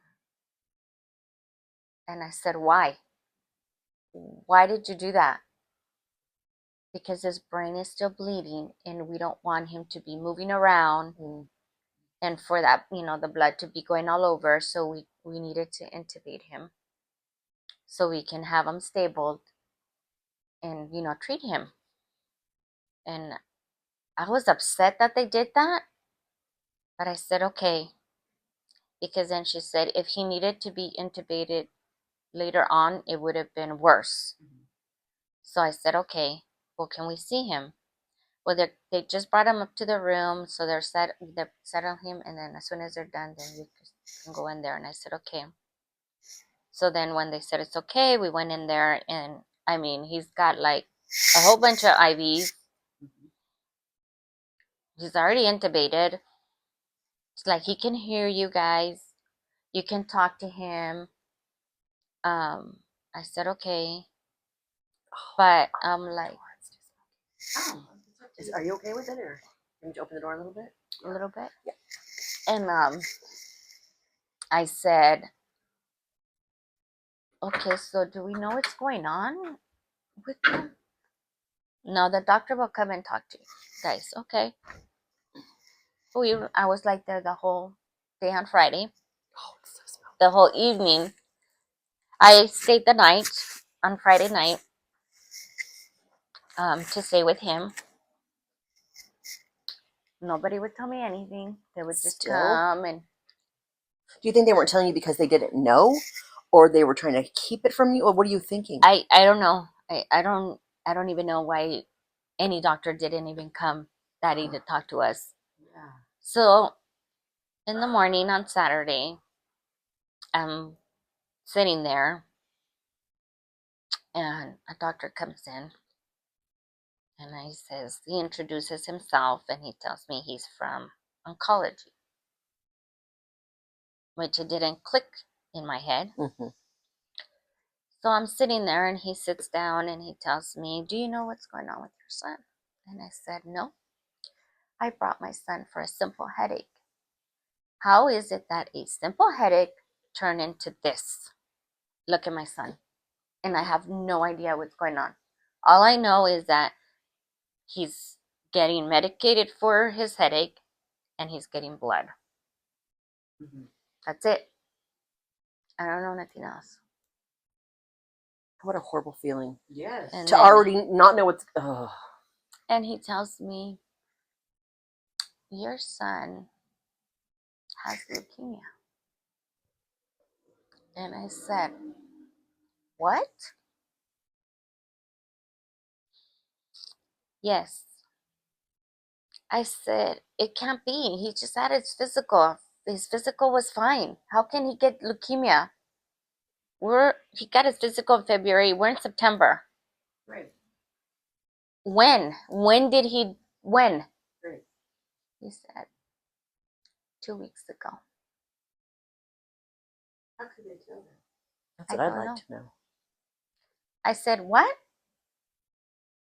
He just barely developed leukemia around 2 weeks ago. And I said, was it the shot? How was he in that state then? Seriously. So you asked him, was it the shot? Yes. Was it the COVID shot? No, it's cold. No, yeah, because now it went out. The smoke is gone. We'll close it now.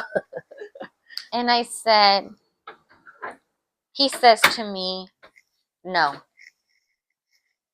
it was not the shot. I said, okay. And then I said, so what are we gonna do now?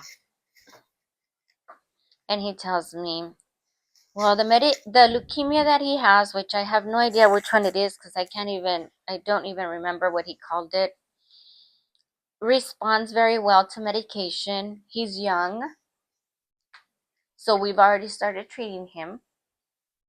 A nurse is gonna come and let you know all the information for the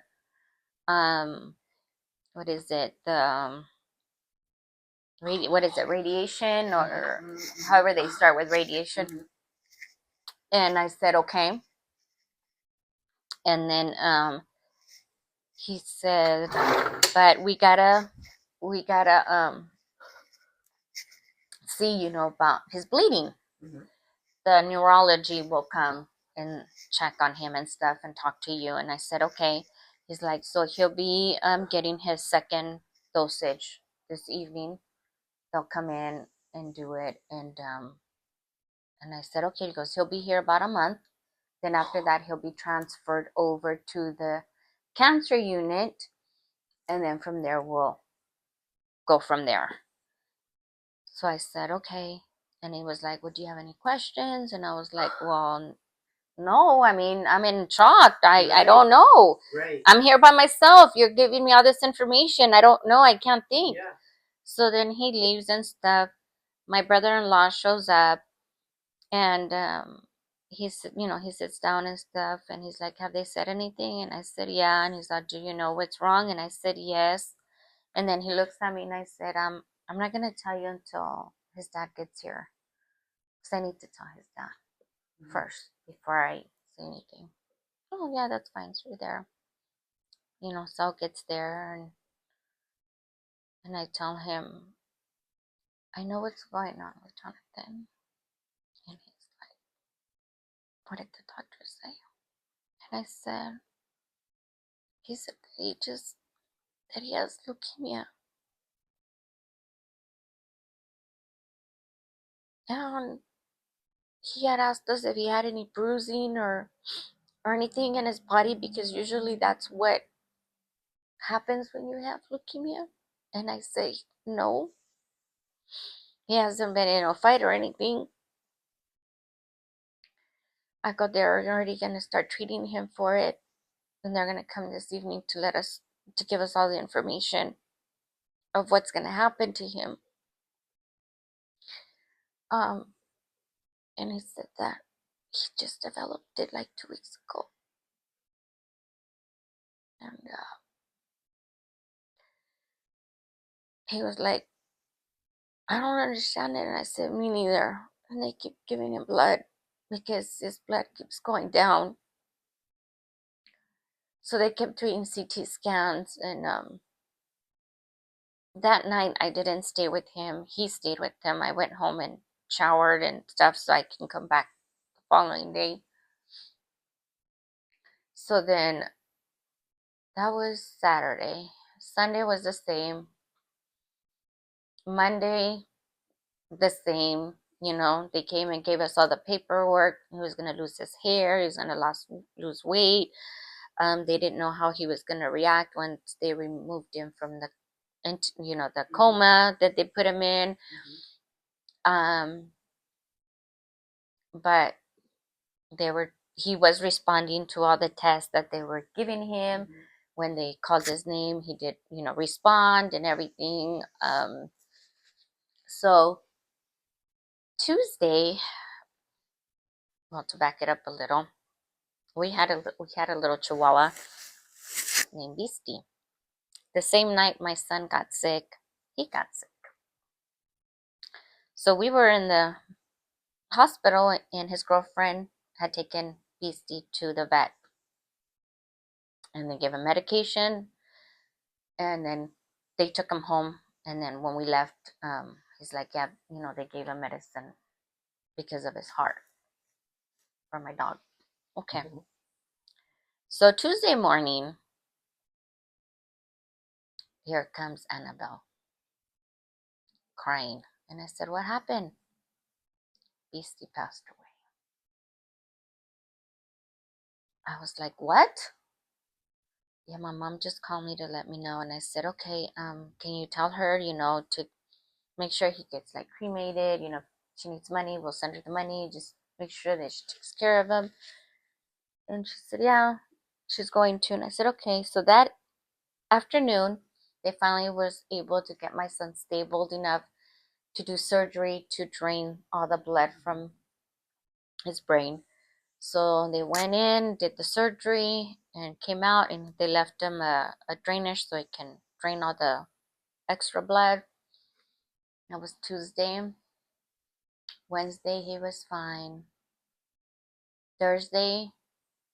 Wednesday, when we left, no, Wednesday night before we left, we couldn't find a hotel to stay because for some reason we were going to end up staying there. No, wait, Monday night, I'll go back.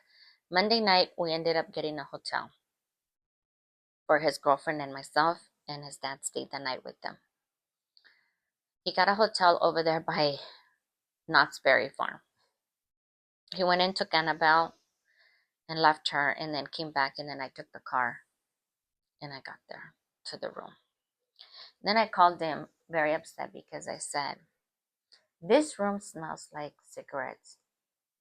How could you let us stay in a room. Stinks like cigarettes. We're gonna be stinking like cigarettes tomorrow. And I was just going off on him. And then I said, okay, I need to go to sleep. I need to take this tea because my cousin had brought me some teas to go to sleep because I couldn't sleep. And I said, we're just gonna go to bed. I'm just gonna go to sleep. In the morning, we got up, we got ready, and we left. We gave him the keys so he can go rest before he had to turn in the keys. And then, so then on Wednesday night, we're at the hotel, at the hospital. Who's gonna stay? It was my turn to stay. But for some reason, I felt that peace. I don't know why. It was just a weird feeling. So his nurse that he came that night was this young man, tall, real nice. Hi, I forget his name. I'm gonna be taking care of your son. I'll be back and I'll let you know exactly how he's doing. Let me just go check all his files. I'll come back. He came back. He told us everything that he was getting. He cleaned him up really good. He cleaned the here. He even bandaged it so he looked, good and everything. And he's like, he's a little sluggish. His pupils are a little sluggish, but he did this test and he responded, so everything was good. So we're like, okay, should we stay or should we go? No, let's just get a hotel. Okay.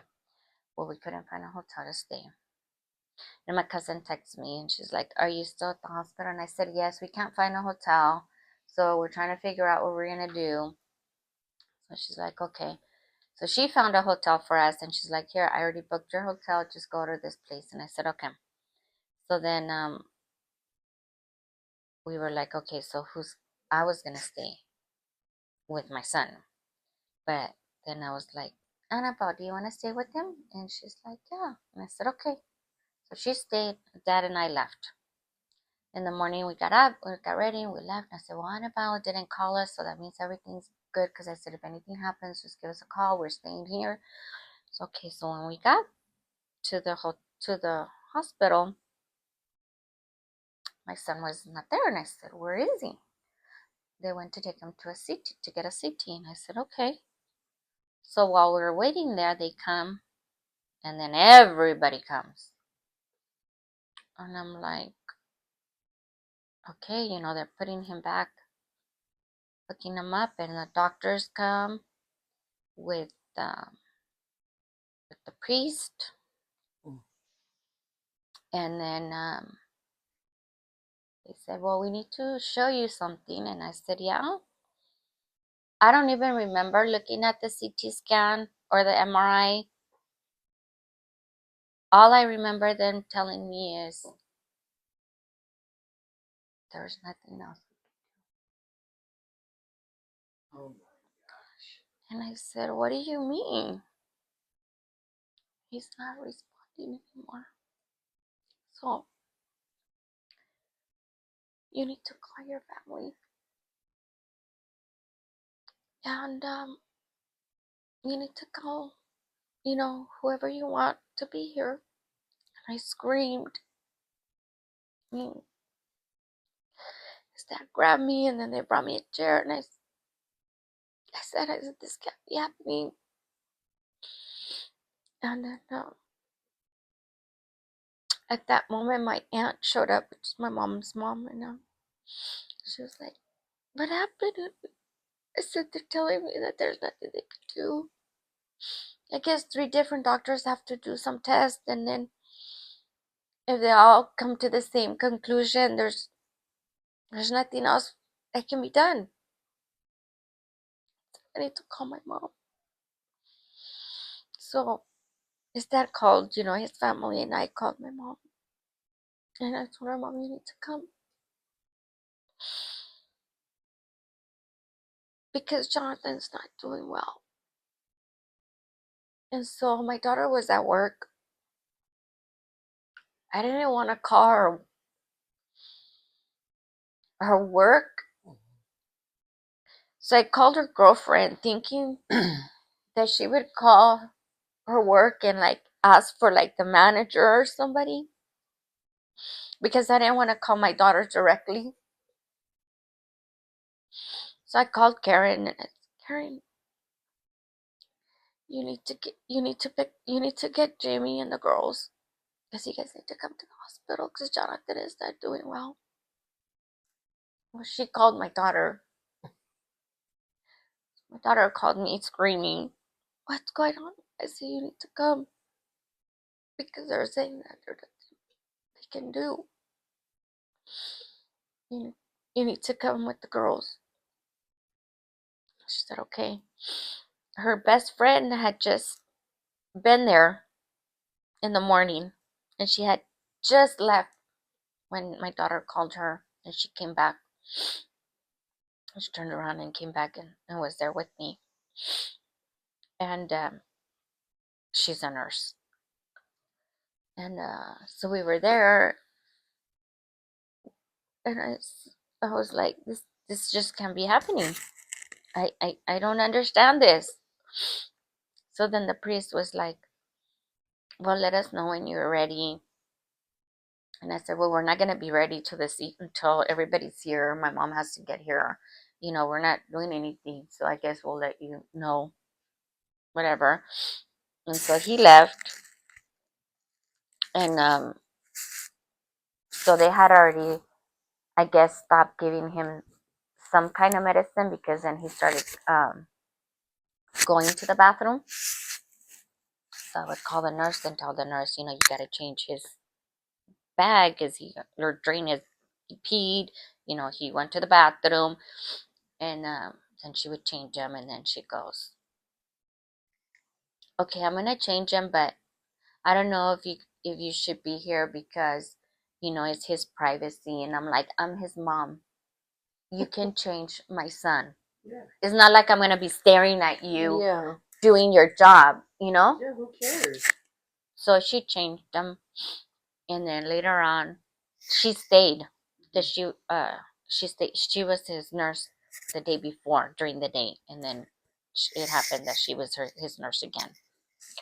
And then she became kind of rude when I would ask her something. And finally, I said to my husband, "What the fuck is her problem? Mm-hmm. She knows what we're going through. Yeah. What the hell?" And Good he's for like, you. "Just calm down." And I'm like, "I can't." I go, "She's making it seem like nothing's happening here. Right. You know, Right. something is happening here. I'm losing my son, and she's acting like she don't give a shit Like it's an inconvenience for her. for her Another to come day and for clean at my work for son. her. Like, what the, like, really?" So they did all the tests, and they said, "No, there's nothing. There was nothing else we could do." So when everybody showed up, um, we called the priest. We prayed, and then the priest left, and then everybody um, was coming out, and I said, "I'll be here for them to take the tube out." But then Shannon, my daughter's best friend, she's like, "You don't want to see it because I don't want you to remember that." Mm-hmm. And I said, "Okay." I go, "But my granddaughters need to say goodbye to my son because we're not in." Because I said, I don't want them to see him intubated. Mm-hmm. And I said, okay. First, they weren't letting him in. They weren't letting them in because they were minors. Mm-hmm. So Shannon had to go and make a big old deal. And I don't know who she talked to or what happened, but we ended up letting them in. And so then we all came out of the room. And they said, as soon as we take that out, you know, he's going to go pretty quickly. And we said, okay. So as soon as they took that out, then we all came back in for my granddaughters to, you know, see him and say goodbye. And then my Shannon says he's going to be going. And so we were all with him when he passed. And we stayed there till about maybe 9:30, 10ish when I noticed that, you know, his skin started changing colors. And I told Dad, we gotta go. I said, I don't want to go. I'm gonna stay here. But we can't. I said, I don't get this. I don't understand it. We would go and pray every day at the chapel. I put him in God's hands. I said, God, you gave him to me. I put him in your hands. Show me that you will heal him. Because I don't want to see him in a bed. And if you're not going to heal him, I give him back to you. As much as it's going to kill me.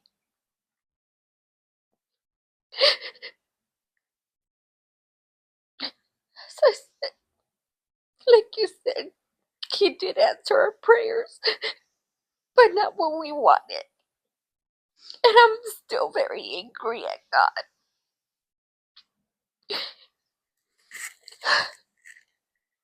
I am thankful that he didn't let him suffer. And that we were there with him when he passed. That he was not alone. I was like, why didn't he give him a chance? Then I think, what if he would have given him a chance, and what if he would have not been able to walk or talk? I wouldn't want him to be in bed. But I took grief share when I lost Dad. And I, learned that we all have our day, our, our time when we're gonna go, and we just don't know when, but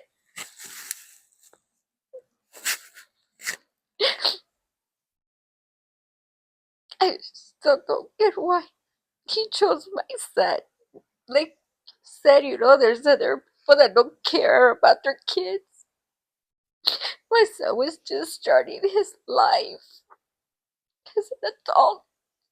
He had his whole future. Just graduated from college, and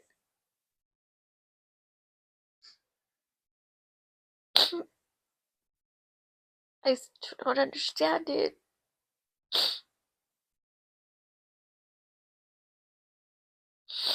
His dad says he's at peace because he knows that my son's at peace. He tells me, you know, you need to be at peace too.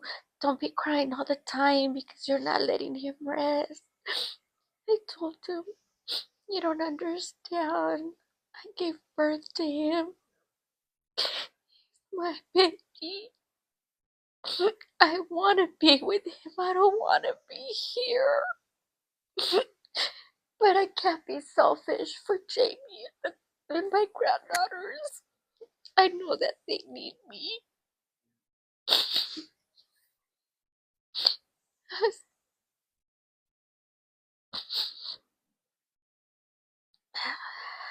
I don't I don't know. I don't know how that happened so fast. It's so quickly, and then for it to be in his, for him to have it in his brain. Why didn't it just come somewhere else where he would have had a chance?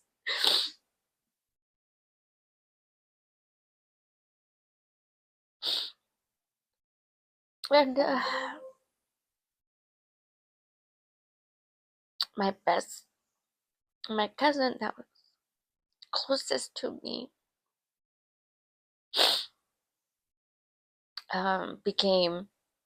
was close through the whole process, even did his video for the service and everything, and then she lost her dad in January, and in December of the same year, and she became distant, so we don't talk anymore. And that's who I would talk to. So now I talk to my best friend. She lives up here, and we're always talking to each other, or hanging around, or when I'm not doing well, I'll call her and we'll just go out.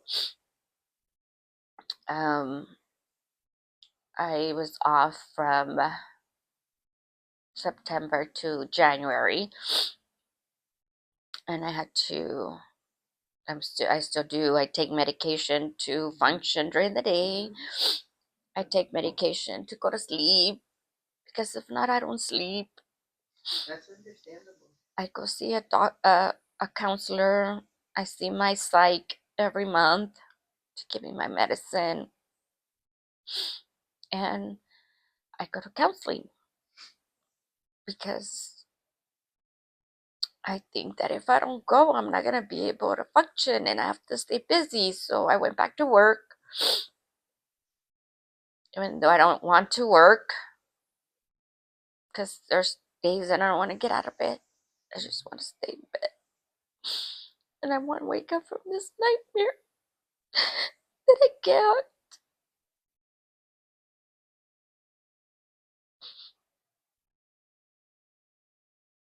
And like you said, nobody understands the pain of losing a child, because sometimes they compare it to a parent. Like I told my mom, I know what it's like to lose a parent because I lost my. It's still different. It's not the same. It's not the same. Or you can have somebody tell you, like Tracy, when she lost her dog. Yeah. Not to make a joke, but I had literally had someone tell me.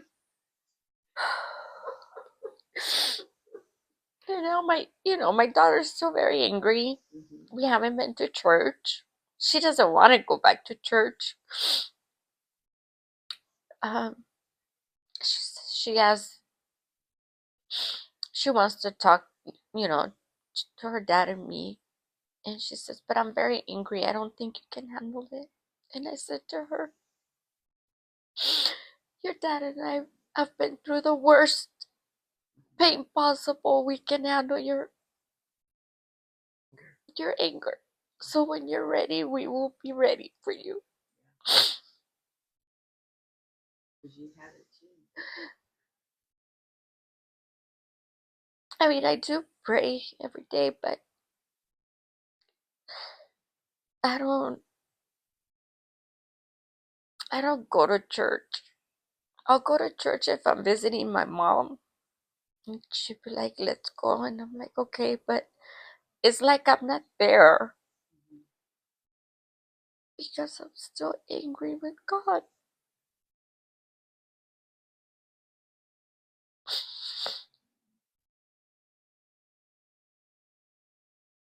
And I don't know, sometimes I just want to get away and be by myself. And Do you ever get away? no, not by myself. I don't. But then I think, okay, I'm gonna be by myself, and then what am I gonna be doing? Thinking and thinking, and I feel like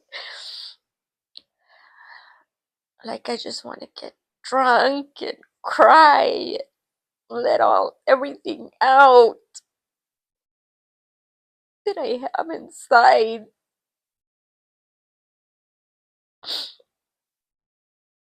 And I said, well, that's not healthy either, but I don't know.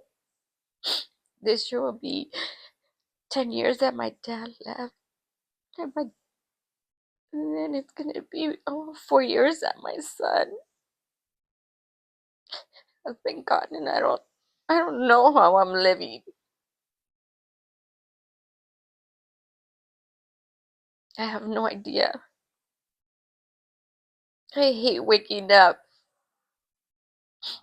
and going to bed because I know that once I wake up again, I'm still in that nightmare.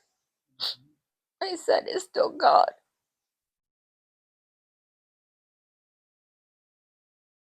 I'm sure you've had a lot of people say you're so much stronger than me because I wouldn't be able to do it. And they don't understand that it's not anything about being strong. It's 100% about you wake up, you're awake. Here's another day. It's not being strong. It's just It came. it's here. Yeah. And I'm still here. And I have to figure this out again today.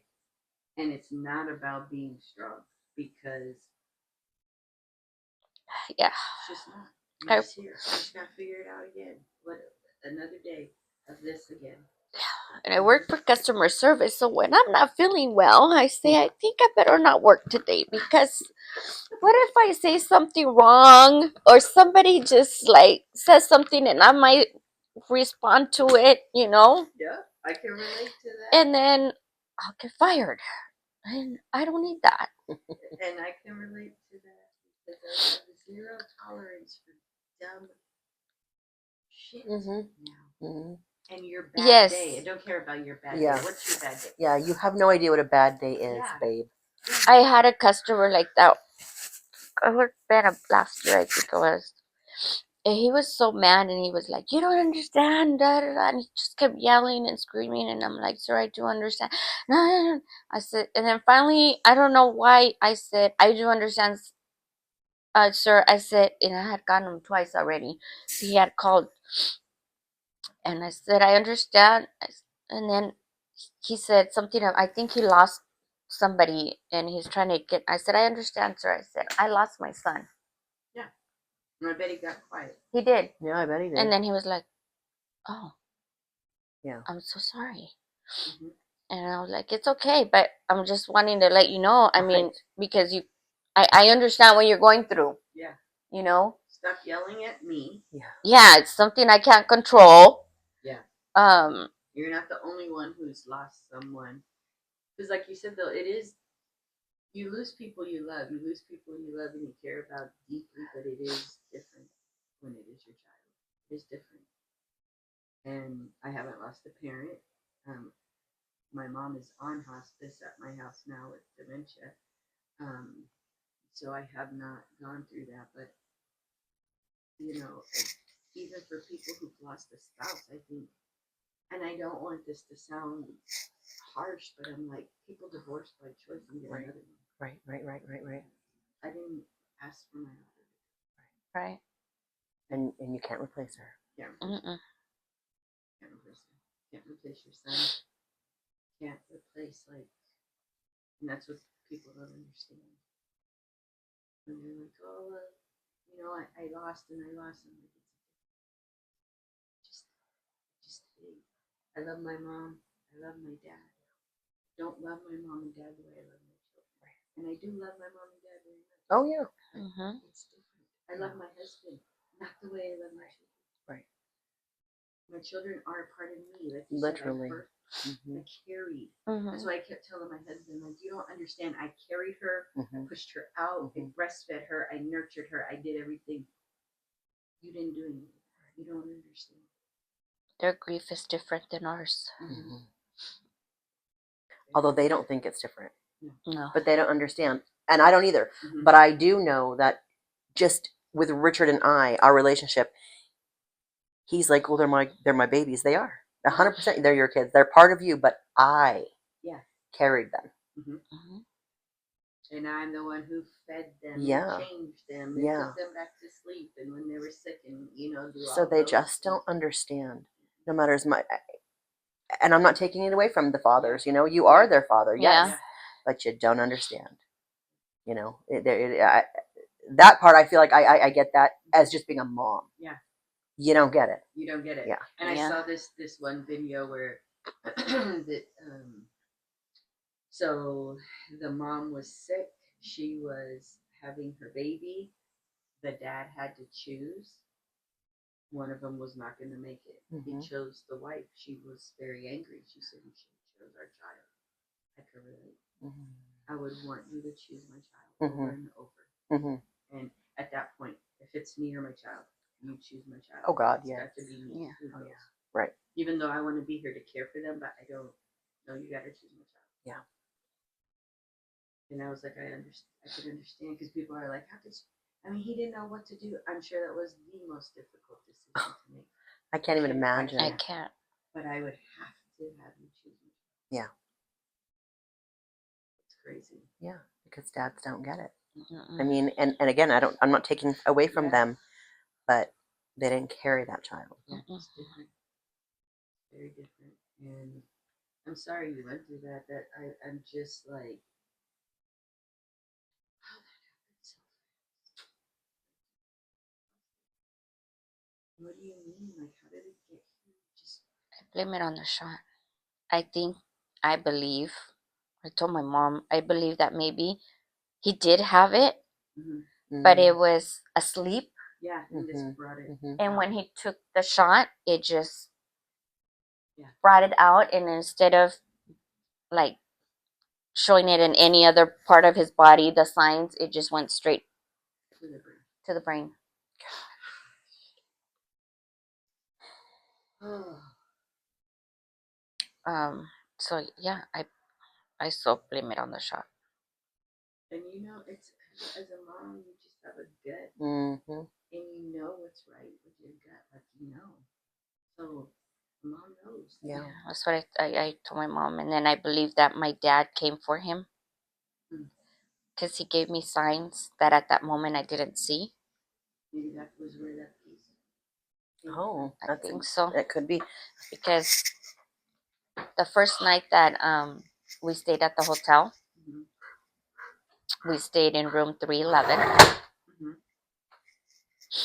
And then the second night that we stayed in a different hotel, it was also 311. Oh, My dad's birthday is 311. And my dad loved to smoke. What? Mm-hmm. It just gave me goosebumps because you know I do believe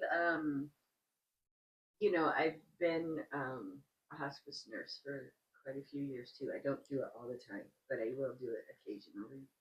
Um, and when they start seeing people, Mhm. like I do believe, and Someone comes. and I do believe they come. I do too.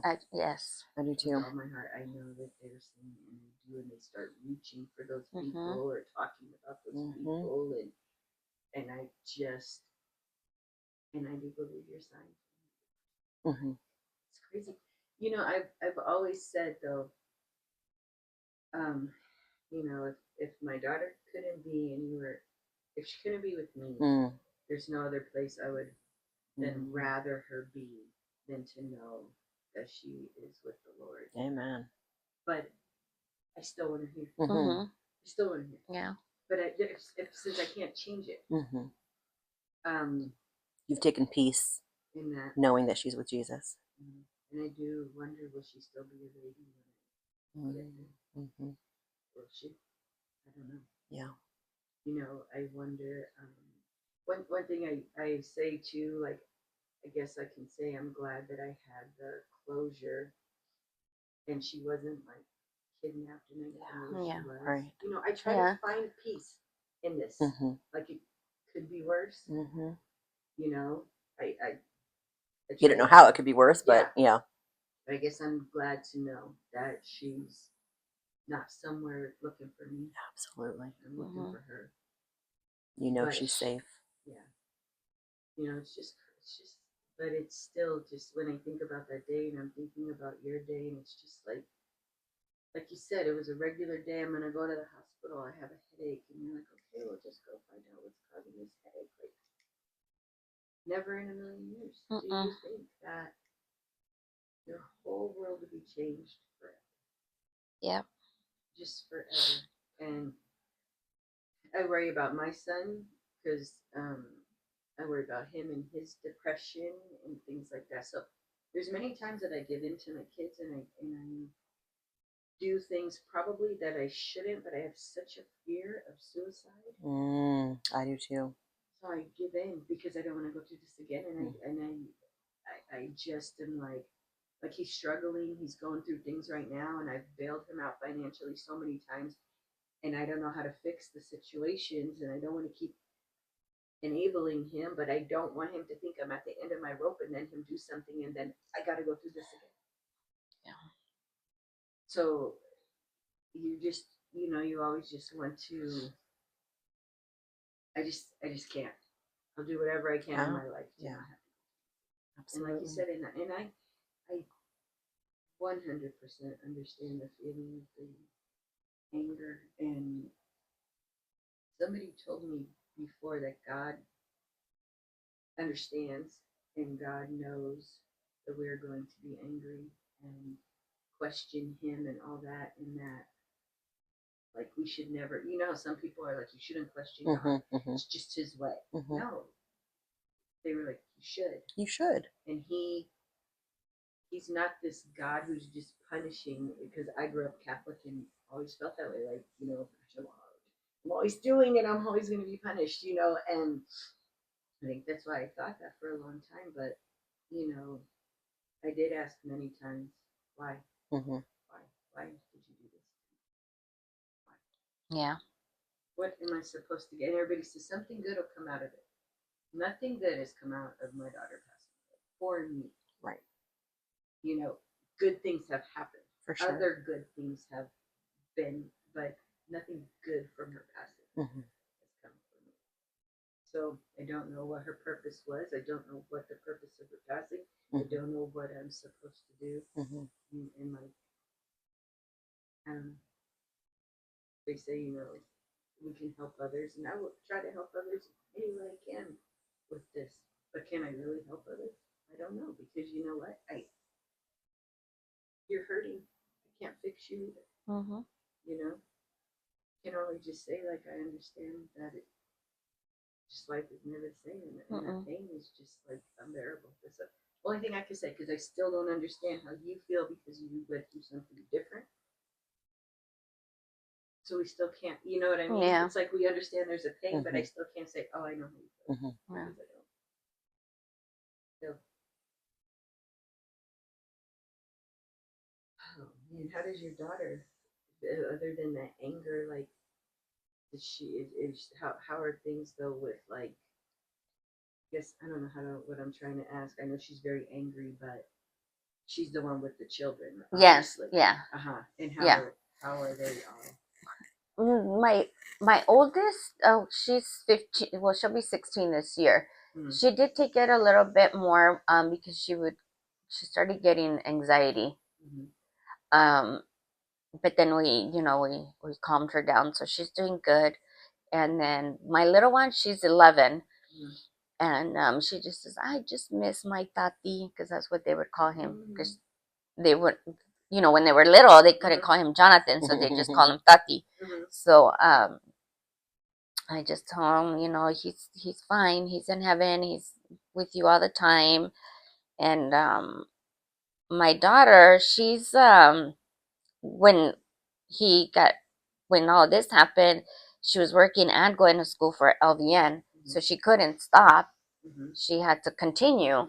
So after she graduated from the LVN, then, like right now, she took a break because she was supposed to go back to do her RN, and I told her now, I think it's time for you to go back so you can finish it.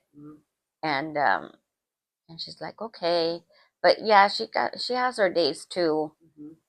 And I hope she goes back and finishes it, because I'm an LVN and I never went back to school because of it.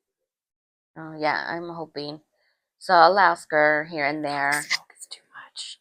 Is it from the fireplace? Yeah. Really? It's because it's so windy today. Oh, Richard yeah. said, don't do it. And I was like, no, it'll be fine. Well, it's not fine. The smoke is making everybody, I can. I just see it all of a sudden. Oh, yes, because I closed the window again. But Okay. I never went back. I wanted to go back. I was actually enrolled to do the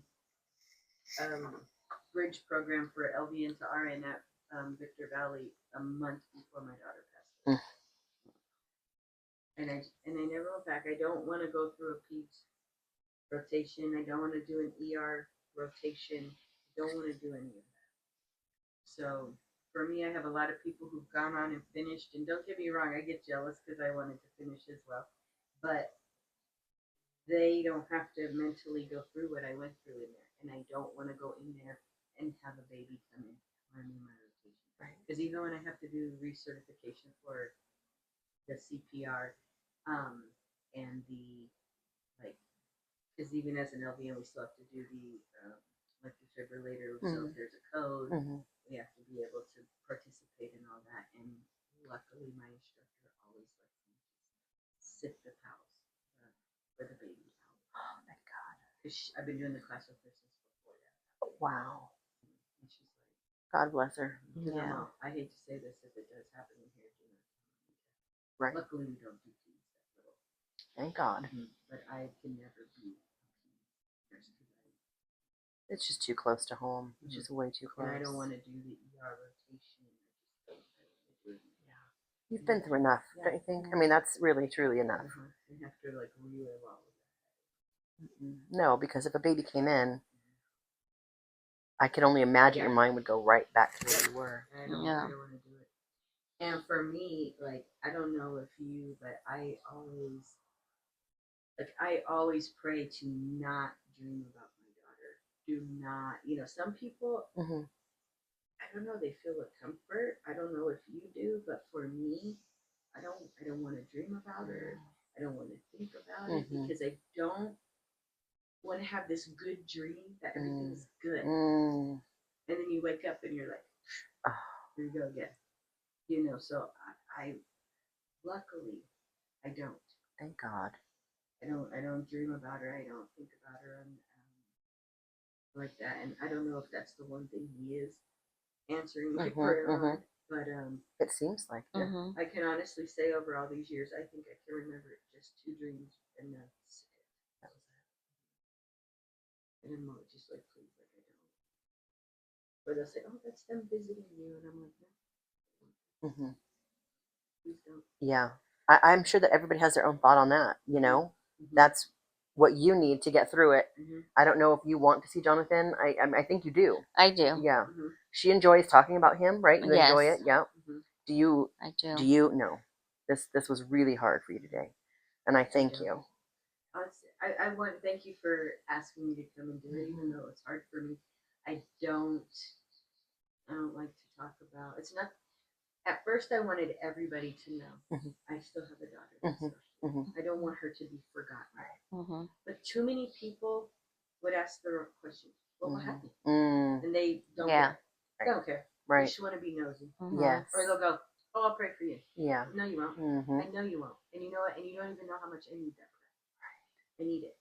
And don't just, blatantly when people say, oh, I'll be praying for you. Yeah. No, really freaking pray then if you say that. Yeah. No. Or don't say it. Right. And so no, people just want to know. Yeah. Very nosy. I mean, I get it. But yeah, the praying when people, I used to be the person that say, oh girl, I'll pray for you. I didn't. I didn't. I was at one point too.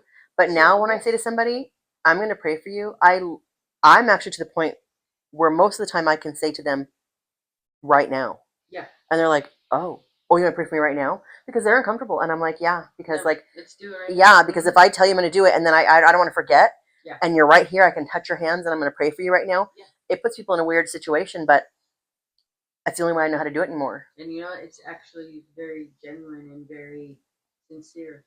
And I would appreciate that. But I do know there are people who will say they're going to pray for me. I know they really are. Oh, no, for sure. Yeah. Absolutely. But there's many. It's just so, yeah. Like, oh man, I feel so bad. No, don't. You do not need to feel bad for me. Right. Yeah. I don't need you to feel bad for me. Yeah. But what I do want you to do is maybe just be better to your kids if you can. Maybe just not take things for granted if you can, because it's could be changed in a millisecond. I know that Sandy actually just went through something. Somebody she knows recently got kicked out of the house, and she's like, here this mom is kicking her out when I would do anything in the whole world to get my son back.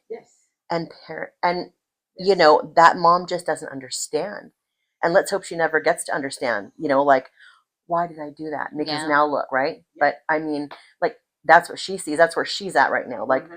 you know, I can agree. yeah. Yep. And I say the same thing. That's why, like, I would say, why didn't that happen to her? Right. Not that you wish that could Yeah. happen, Right. but you don't even value your daughter. Or Yeah. You would never put your daughter out. Yeah. Exactly. And, you know, I am overboard with doing for my kids because I am so, not that I spoil them and buy them everything they want or whatever, but I'm 100% invested that every single thing I do is a choice I'm making for them because I was already like that, but then after my daughter died, it's like just, I don't ever want the regret of I didn't do, I didn't listen, I wasn't there, I was too busy. Yeah. You know, I don't ever want that because I already have a lot of regrets that I can't change. You know, and am I perfect? No. Do I get mad and yell and go off in there? But you know, and then later though, I will come and be like, I'm really sorry that I lost my cool. I have no problem with saying whatever I have to say because I don't know if today will be the last day I get to be with you. I don't know. Yeah. Yeah. And like that's why I said it's hard for me to pray. It's hard for me to pray because even though I prayed and they'll say, you know, you just ask God and He'll do it for you. Not if it's not His will. That's right. And that's the hardest thing to swallow, right? It is. Right. Because it says, ask and you shall receive. Yeah. Have the faith of a mustard seed and you will get. Well, that is not always true. Or at least in our perception, right? Yeah. It might be that He can answer those prayers, but it might be in 15 years. Yeah. And everybody, you know, when I go, will I understand what He did and why He did what He did? I'm sure, and it probably won't matter to me at all at that point. But down here, it's anguish. Yeah. It's still anguish, and I feel like I've been very blessed in other ways. Like I said, it's not that my other children have replaced her. Right. I'm very grateful for my grandchildren and you know blessings that are there as well. But it doesn't take the fact that she's gone, and nothing changes that. There will always be that missing. Always. I was actually thinking about that in the shower this morning. I was thinking about you, and I don't know why in particular, but I was like, this might sound so stupid or it make sense. I don't know, but like in my mind, like when you're taking a family picture, I believe that you're like, there's a spot that is missing. Always. I believe that. I don't know why that came to my mind this morning, but I was like, yeah, I bet it is. And that's why when my mom went and she had there's a family picture. I don't know if you remember it. We sit in the living room and it has all of my kids, including Dakota, because I raised my nephew. She had the picture of her put up in the corner in the circle. I very much remember that. She can't be. So, I love that. The kids can't move her out. She's up in there in the circle. Like I'll never take that picture down. Yeah. Because that's my whole world. Absolutely. Right there, and her not being there.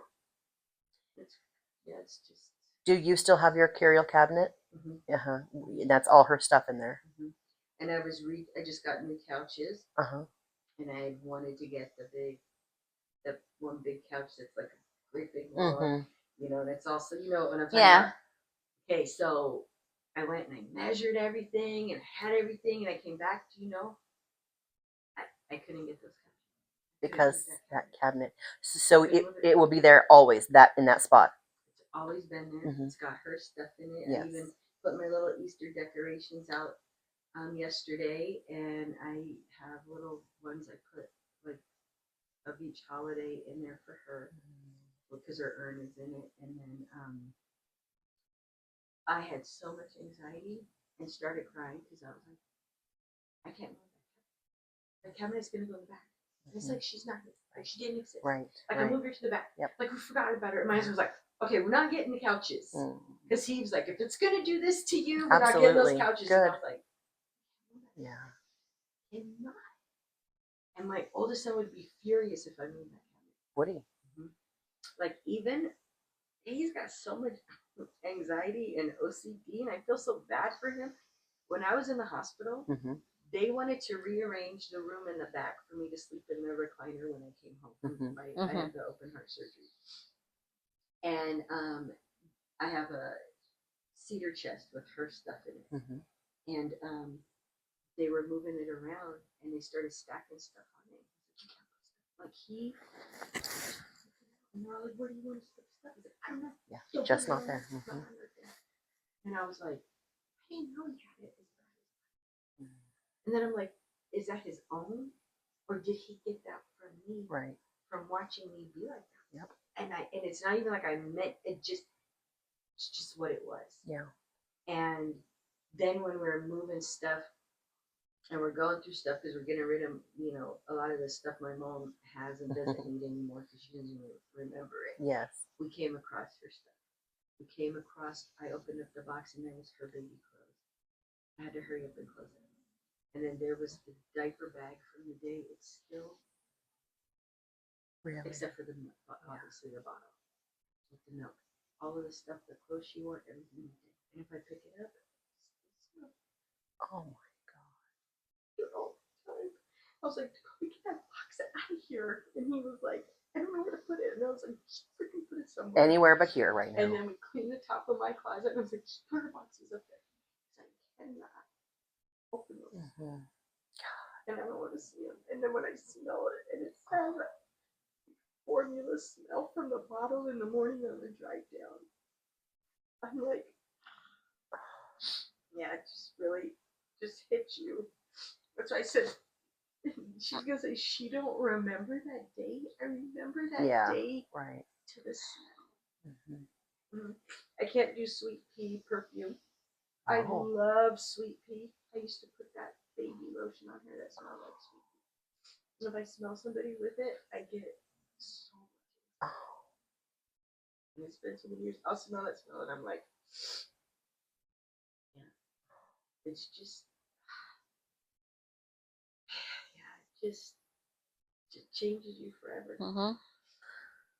I think some good from this has come where I'm more of a Oh dear. Now what's happening? Thank you, Sandy. You're welcome. I'm more of a understanding, caring person for others. I think I have more empathy and more sympathy, but I also, it gave me so much anxiety that you can't get rid of now. We'll see. You have things still in the house of Jonathan's. You have the altar, don't you? You have an altar? I do have an altar of him. He's got the picture that my mom had made for his service. He's buried at Sunset, and so I have his picture there. So we had made 2 pictures, so my daughter chose that one, and so I have it there. And then I have a little one of those, what do you call those? A stand, and I have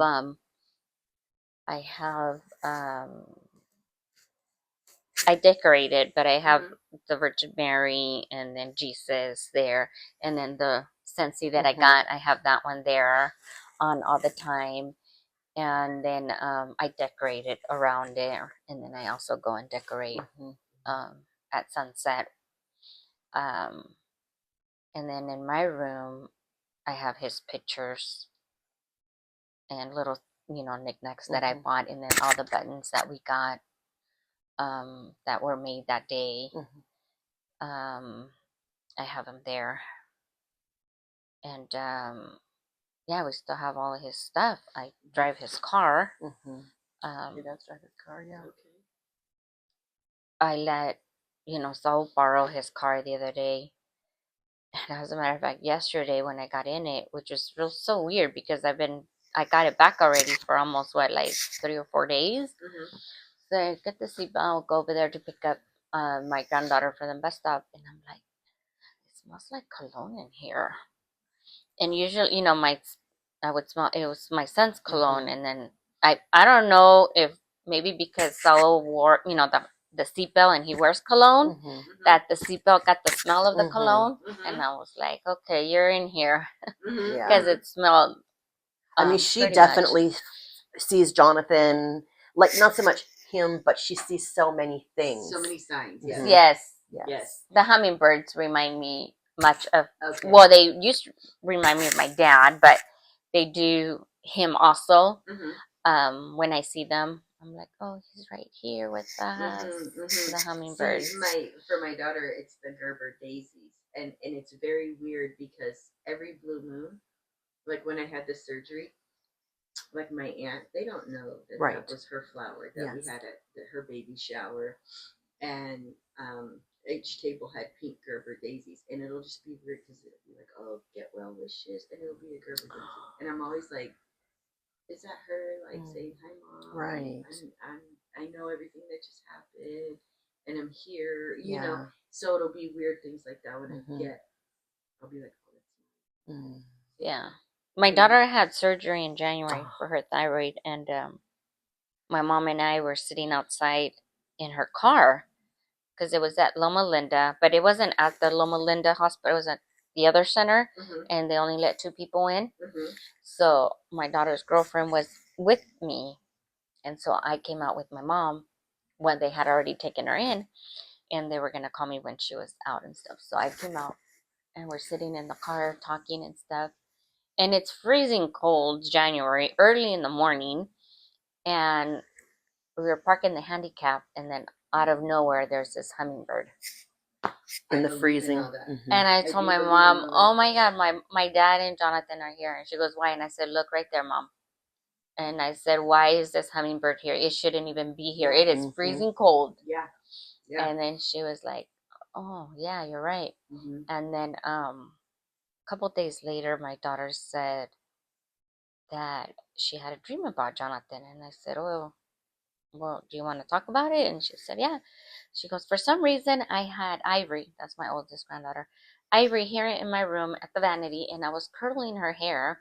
And here comes Jonathan, and he came in the room, and we were talking and giggling and stuff. And I said to him, thank you for taking care of me. And he said, it wasn't your turn yet, so I had to make sure you were okay. I had to take care of you. I love you. And she said, I love you too. And then he was gone. What about the surgery? And then she has on this hand. Because Saul has it on this one. So she has it on this one.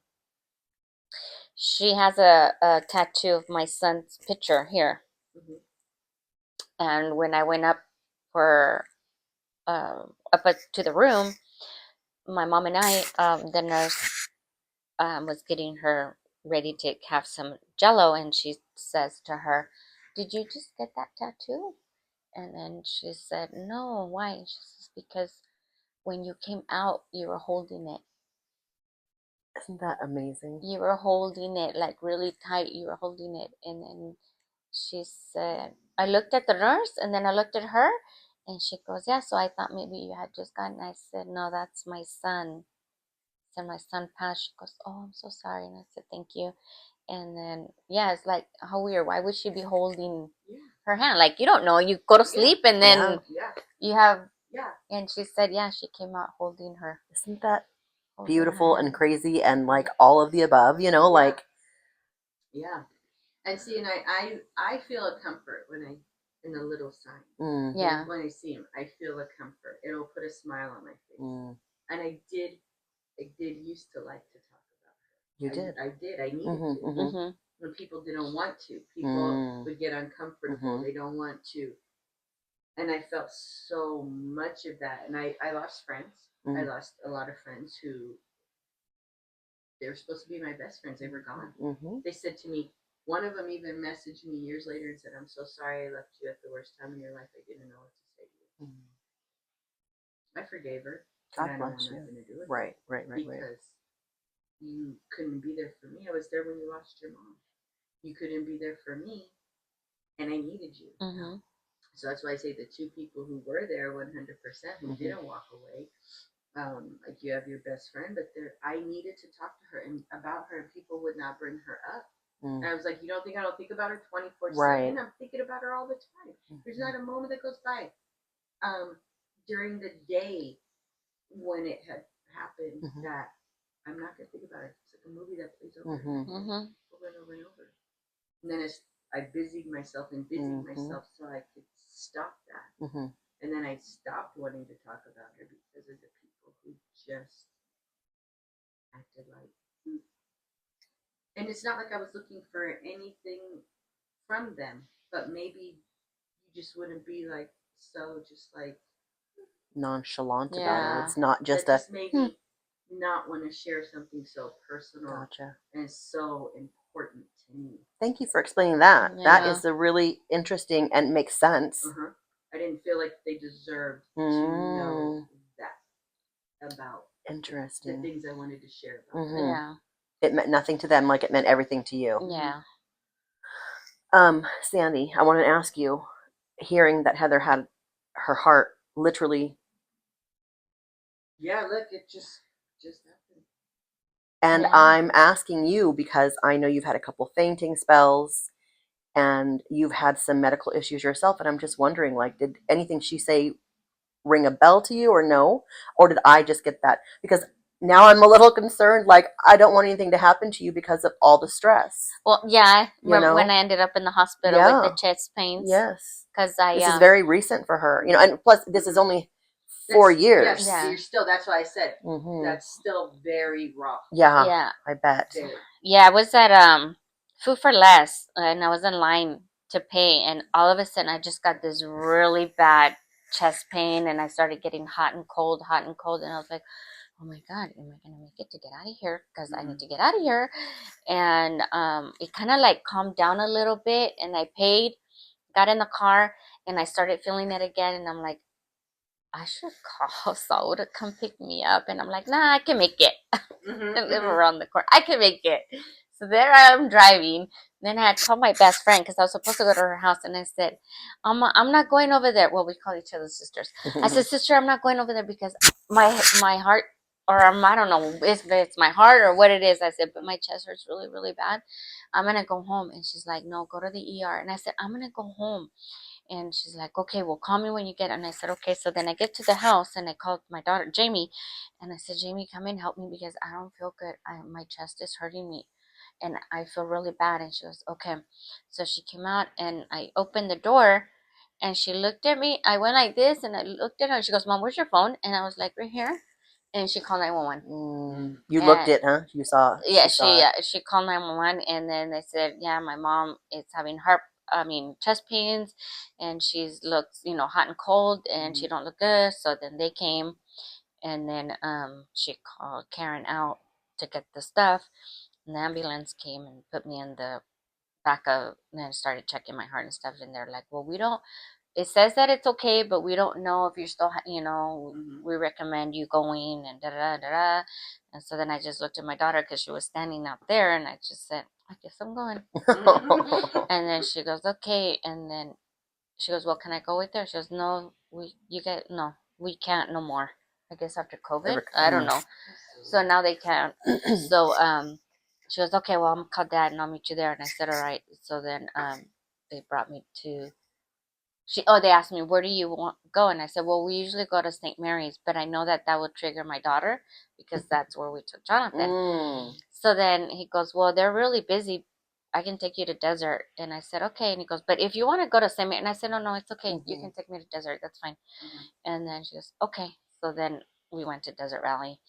And they did keep me. I told my daughter it was a very expensive mini getaway because they kept me Friday. They kept me till Sunday, monitoring me, and then I went to my regular doctor and they did a stress test and a tilt table, whatever, and everything was okay. But he did give me medication in case that happens to me again to put it under my tongue. Is it nitrous or something? Or Yeah, nitro. Yeah. So on Monday, on Friday, Sunday, I wasn't really feeling well. I had like my allergies were all over the place. My stomach, Sunday, was feeling all like I wanted to throw up, have diarrhea. I don't know what was going on with me. So on Monday, I didn't work. I called in also because I was just like, I just feel too drained. So I just laid down and like in the middle of the day, like my chest started to hurt again. And I'm like, oh my God, like, please let it go away on its own so I don't have to take anything. Mhm. So then it went away. Mhm. So I didn't take nothing. Mhm. But I haven't felt anything. I haven't fainted either. So I've God. been okay. Did you have 2 faintings or just Yeah, I had 2? 2. One at my here at the house. And I one in the got up, bathroom. went into the bathroom, and I just forgot about me. Mhm. I hit myself on the bathtub, and all I remember is my daughter saying, "Mom, mom, mom," and then I just started kind of like, Mhm. she's like, "What happened?" I'm like, I don't know. I had a big old black eye because I hit myself on the tub, and I was like, I don't know what happened. You know, It just came sometimes to the me, chest and pain could be anxiety. then that's The hot yeah, and the cold feeling, that's how I get when I have anxiety. So Mhm. when she said that, I was like, oh, it was probably a really bad horrible anxiety. panic attack. You know? Yeah, Yes, because I've never had chest pain, but I've had a really bad panic Mm-hmm.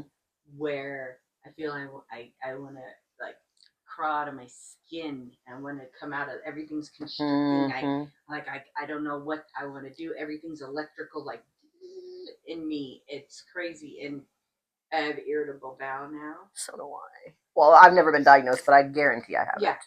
you know, and that really happened after my daughter died. From Really? stress. So I've had a colonoscopy. They said there's nothing else going on in there, but the stress will cause me to have all of that.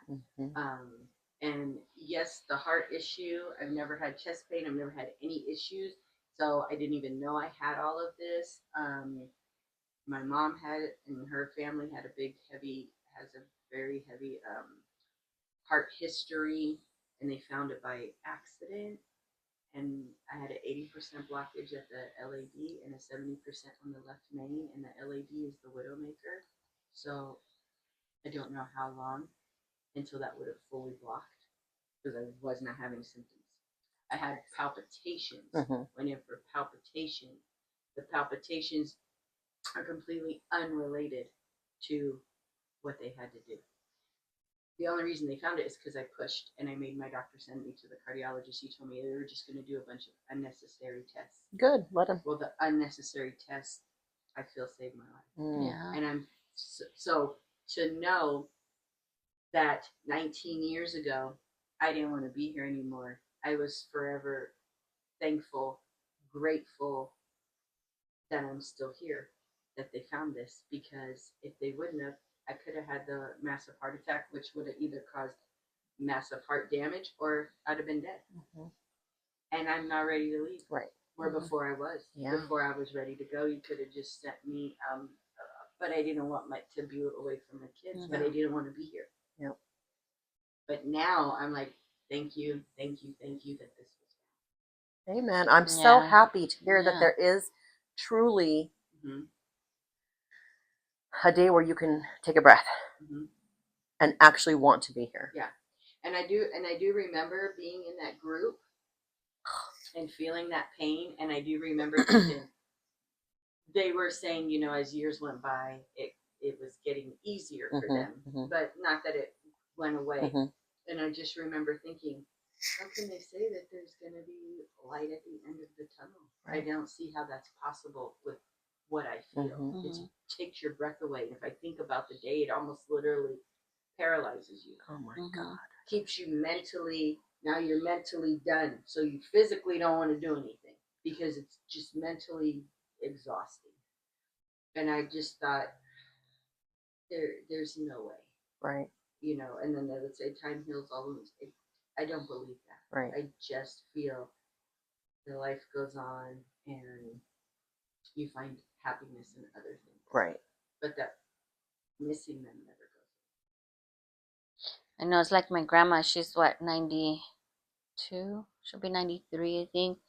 And she lost 2 of my uncles. And I told my mom, I don't want to live as long as my grandma's living without Jonathan here. And she looked at me and she goes, well, she is 90 and my grandpa just passed away and he was 97. No, it's just group messages. Okay. He was My grandpa was 97, so I'm Oh like, gosh, dang, you got a long life. I have a long life to go. And I'm See, like, I want that now. I'm Yeah. like, I didn't, and I do. oh, want I that said, now. I don't want to live that long with that pain. But I mean, Does listening to her help you any? yeah, It does. it does. Well, that I makes hope me so, feel good. Yeah. because, like I said, I mean, we all feel our feelings, our journey. Because I always say grief, it's a journey, Mhm. and we're all on a different one. Mhm. And when people would say, "Oh, you're at this stage, you should be getting over it." Mm. No. You can literally revert back and Yeah. start feeling feelings again that you didn't think. You thought, "Oh, I got over." Well, like that. today, you said, Yeah. I'm going to go first. I think I'm going to be okay. I'll be fine. hmm And look, I didn't think that it was gonna cry like that. hmm I really didn't. But Yeah. when I have to remember, because hmm you're remembering the day, you're remembering everything about that. Mhm. Like you said, the feelings, the The smell, the feelings, whole thing. the whole thing. Just remembering people's reaction and just how everything was playing out. It just is like somebody just hits a switch, and the emotions. You can bring yourself right back to it, huh? Yeah. And it's crazy because when I was saying that they closed the Morning Star Grief Center thing for the kids, I would never be in there with the kids because the kids telling their stories, I would be a mess. And so, when we went there to talk about restarting it and the new people who were volunteering and the person who's taking over is the one who used to sit and do the group with me. Wow. So she's going to take it over again. And she's like, and I really feel, Heather, you would have a lot to contribute. And I was like, yeah, it's fine. We're all sitting there. She's talking about finding a location, trying to get sponsors. Everybody had to go around the room. When it got to me, it's just something about her. We weren't at that place for the grief session, Right. but seeing her face, Right. takes me back to that time. I'm forever grateful for her. Whenever I see her, I have to give her a great big hug. I'm like, you have no idea, like you saved my life. Yeah, truly, I believe it. Yeah. Yeah. And you were a big role in that, and but seeing her triggers those emotions. And that's from years ago. Oh yeah. I'm just hoping that thought that you're feeling, that somebody will watch this and be like, okay, I have heard two different stories. One mom has been 19 years. One mom has been 4 years. Like, I'm hoping that somebody will see this and be like, okay, all right, I can get through it. I'm going to be sad, but they did it. I can do it. And I feel like it takes a lot of work. Grief, it's like you said, you have to choose happy. Yeah. It's work, and some days you have to just let yourself feel it. Oh, I believe some that. days Yeah. You have to just rest and be alone. Yeah. You have to cry and scream, and I want to drink and get my emotions out. You have to. Some days you got to do those things. And nobody should judge you on where you are and what you're going through, because you have to do it. It's part of that process, and you have to allow yourself, hard as it is to feel it, but sometimes you have to take the meds to be able to function. Yeah. And I've tried to take them. They make me on and make me tired, so it wasn't helping. Yeah. I'm not gonna lie. When I take the Xanax for the panic attacks, that's probably the only time I don't feel the anxiety and I feel calm. But they say they're so addictive they won't give them to you. But that is the only time I genuinely. We know where you can get them. Okay, if you need them, we know where you can get them. We know.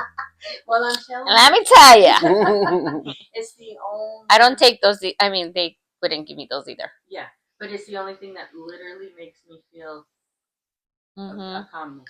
I don't feel anything other than calm, and I wish I could take them through every day. Yeah, because it just gives me a sense of calm. Nothing else, but nothing else. Everything else will make me yawn, make me tired. That's funny because Xanax puts me to sleep to the point where I feel like I can't even wake up. No, well, I'm on it was the very low dose, but still. But all the other ones that I've tried have literally. I would be at work and I'm like, I can't stop. I can't even function. I just can't stop yawning. Yeah, that's me on Xanax, and that's it's crazy. It is, but everything is different for everybody, Just as this is, for you two. You know, I cannot thank you guys enough for opening up wounds that you didn't want to open, you know, and for talking about things that I know are not easy. I don't take it lightly that you guys did this. You know, I know you did it. I asked you guys for the help, but I don't want it to be because of me. I want it to be because somebody else will, and I pray to God it's not me, but I do. I do hope it helps. Yes, that's my whole goal for, I feel like that's what I was born to do. I really, I'm 50 and I feel like I finally got it. I'm born to try to help others. That's what I'm for.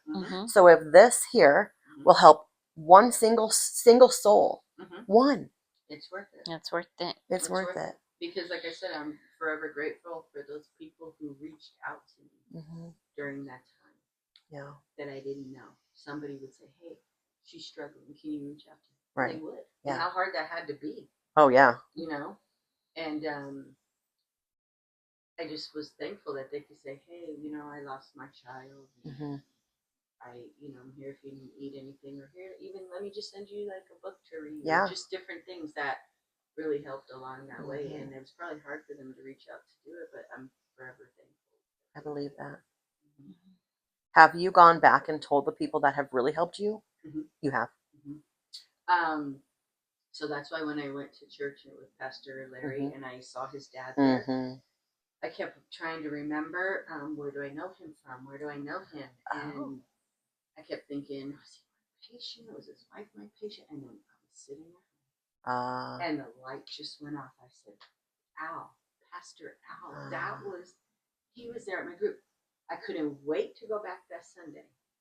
And it was weird because when I went up to him, he kept looking at me that day too. And then when I went up to him, I couldn't even talk. It's gonna make me cry. And he just kept looking at me. He's like, I never forgot you. And I'm like, you don't know what you did for me. Yeah. Like you volunteered your time. Yeah. And you sat there and you listened to me bawl. And just say, like, I can't do this. And, like, you have no idea. God bless him. Yep. And that's how it is with that lady, Cheryl. And then she always says, oh, Heather, I didn't. I go, no, you don't know what you did. Yeah. You just sat there and you just were there and you were quiet and you would just shake your head and you would just say, like, just the things, just being there. Yeah. And not judging, letting me say, like, I'm angry. I'm angry. I walk through here and I see people with their kids and I'm angry. Yeah.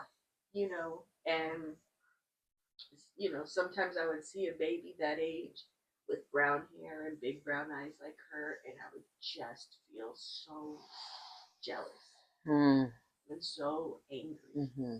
And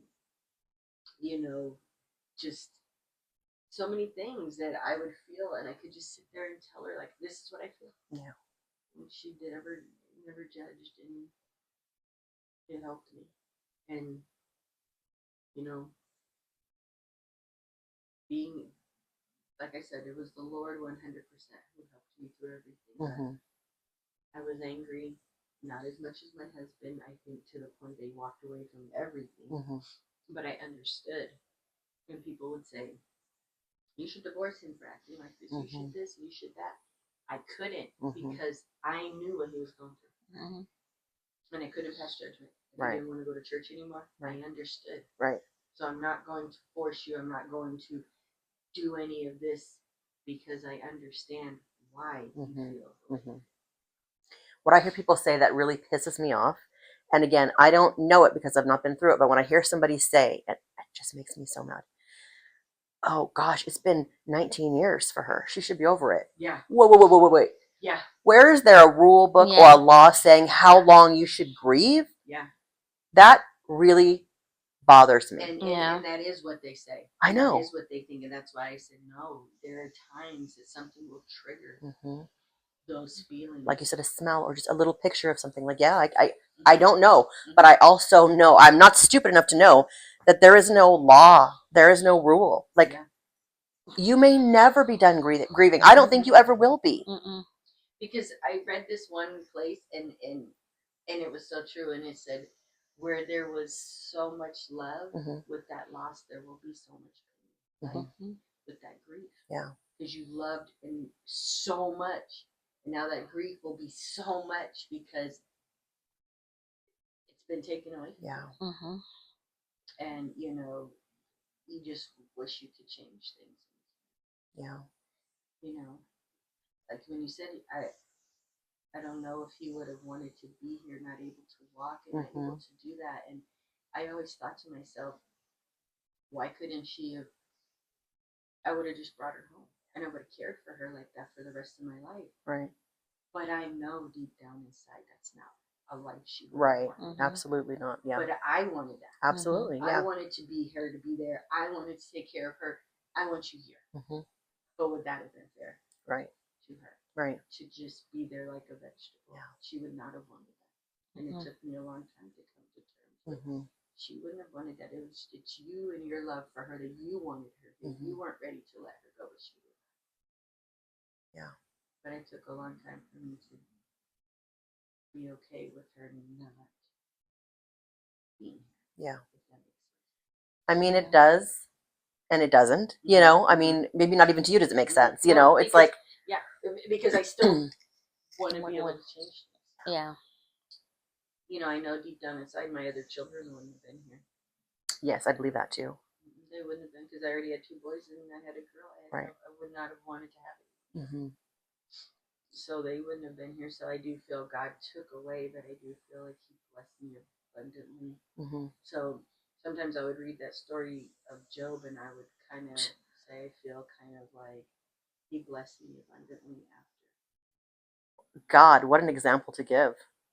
Because Job went through hell times a million. Yeah. I mean, I didn't go through that, but I felt like I went through something so horrific. Well, I'm sure.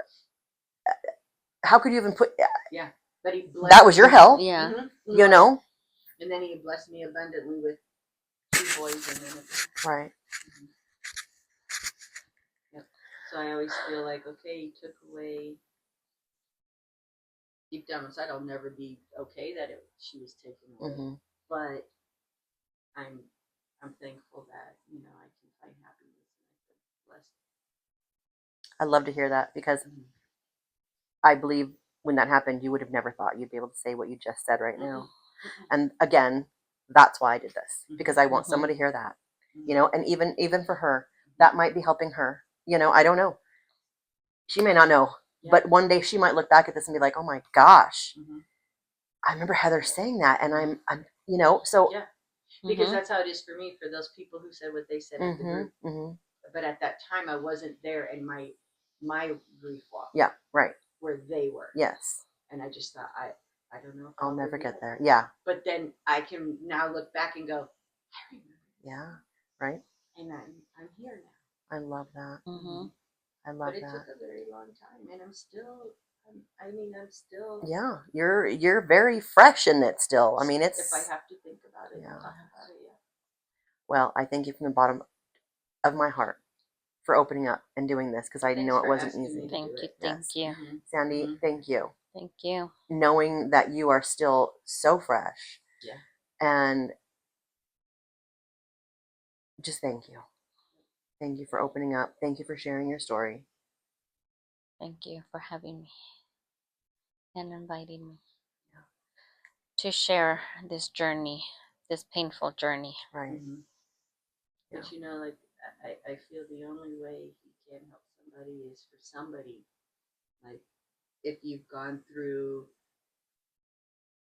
whatever in life, if you lost, your house burns down and you lose everything, you have to be able to have somebody who can say, hey, this is how I got back on my feet, this is what I did, and they have to be willing to share those things. Yeah. And possibly help to me, it's all about. But if you haven't gone through it, you can't understand. No. And another, I've said to her, and I probably said it to you too, like, oh my gosh, I understand. And I say to her always, I don't understand. I don't want to say that I understand because that is not the truth. I don't understand. Right. I can think I can imagine. Yeah. But I probably can't even do that. Right. And it's true because I remember having some people that I knew who lost children, and I always used to think, how did they get through that? Gosh, how'd they get through that? Yeah. And then I found out. Yeah. You know, but I used to think, I don't know how they're still, you know, that had to be so hard. And I would just try to think of, like, gosh, what that must have been. But you I can't. think for you, when you say I understand, you're not really wanting to say, like, I understand, but you're more of like, I don't know how to. I'm sympathetic to your Yes. feelings. Yes. I am Yes, sympathetic that's it. because I know you guys Yes. are suffering. I Yeah. know you Yes. guys are hurting. Mhm. I don't feel that pain. Mhm. I don't ever want to feel that pain. Mhm. And I'm so sorry that you guys have to feel it. Mhm. So that's what I guess what I mean, and Yeah. probably most people mean. Like, I understand that you're hurting. Yes. I just don't understand the pain. Yeah, that's exactly it. But my heart hurts for you, both of you, Yeah. in different ways, Mhm. because I know you went through it. Yep. And I know you're going through it. And I know you'll go through it Yes. forever. Yeah. So I hope that one day Sandy can say to you and I, Mhm. like, man, I wasn't where you were, Heather, when we talked. Mhm. But listening to you, knowing that there is some sort of a glimmer of a light at the end of this tunnel, like maybe something you said will help her, Mhm. and something that she said will help. I mean, you know, it's just, it's, Mhm. I don't want anything ever to go not unnoticed, and it's probably not even the right word, but, and not even for granted. It's not even that, but like, I don't know how to say it. I don't know. I do know what you're trying to You say. do? It's like, I don't know how to say it, but like, anyways, I'm going to turn this off. Yeah. We're done with this part of it, Okay. you know, and, I but, just want to go pee. yeah, no, please, pee away.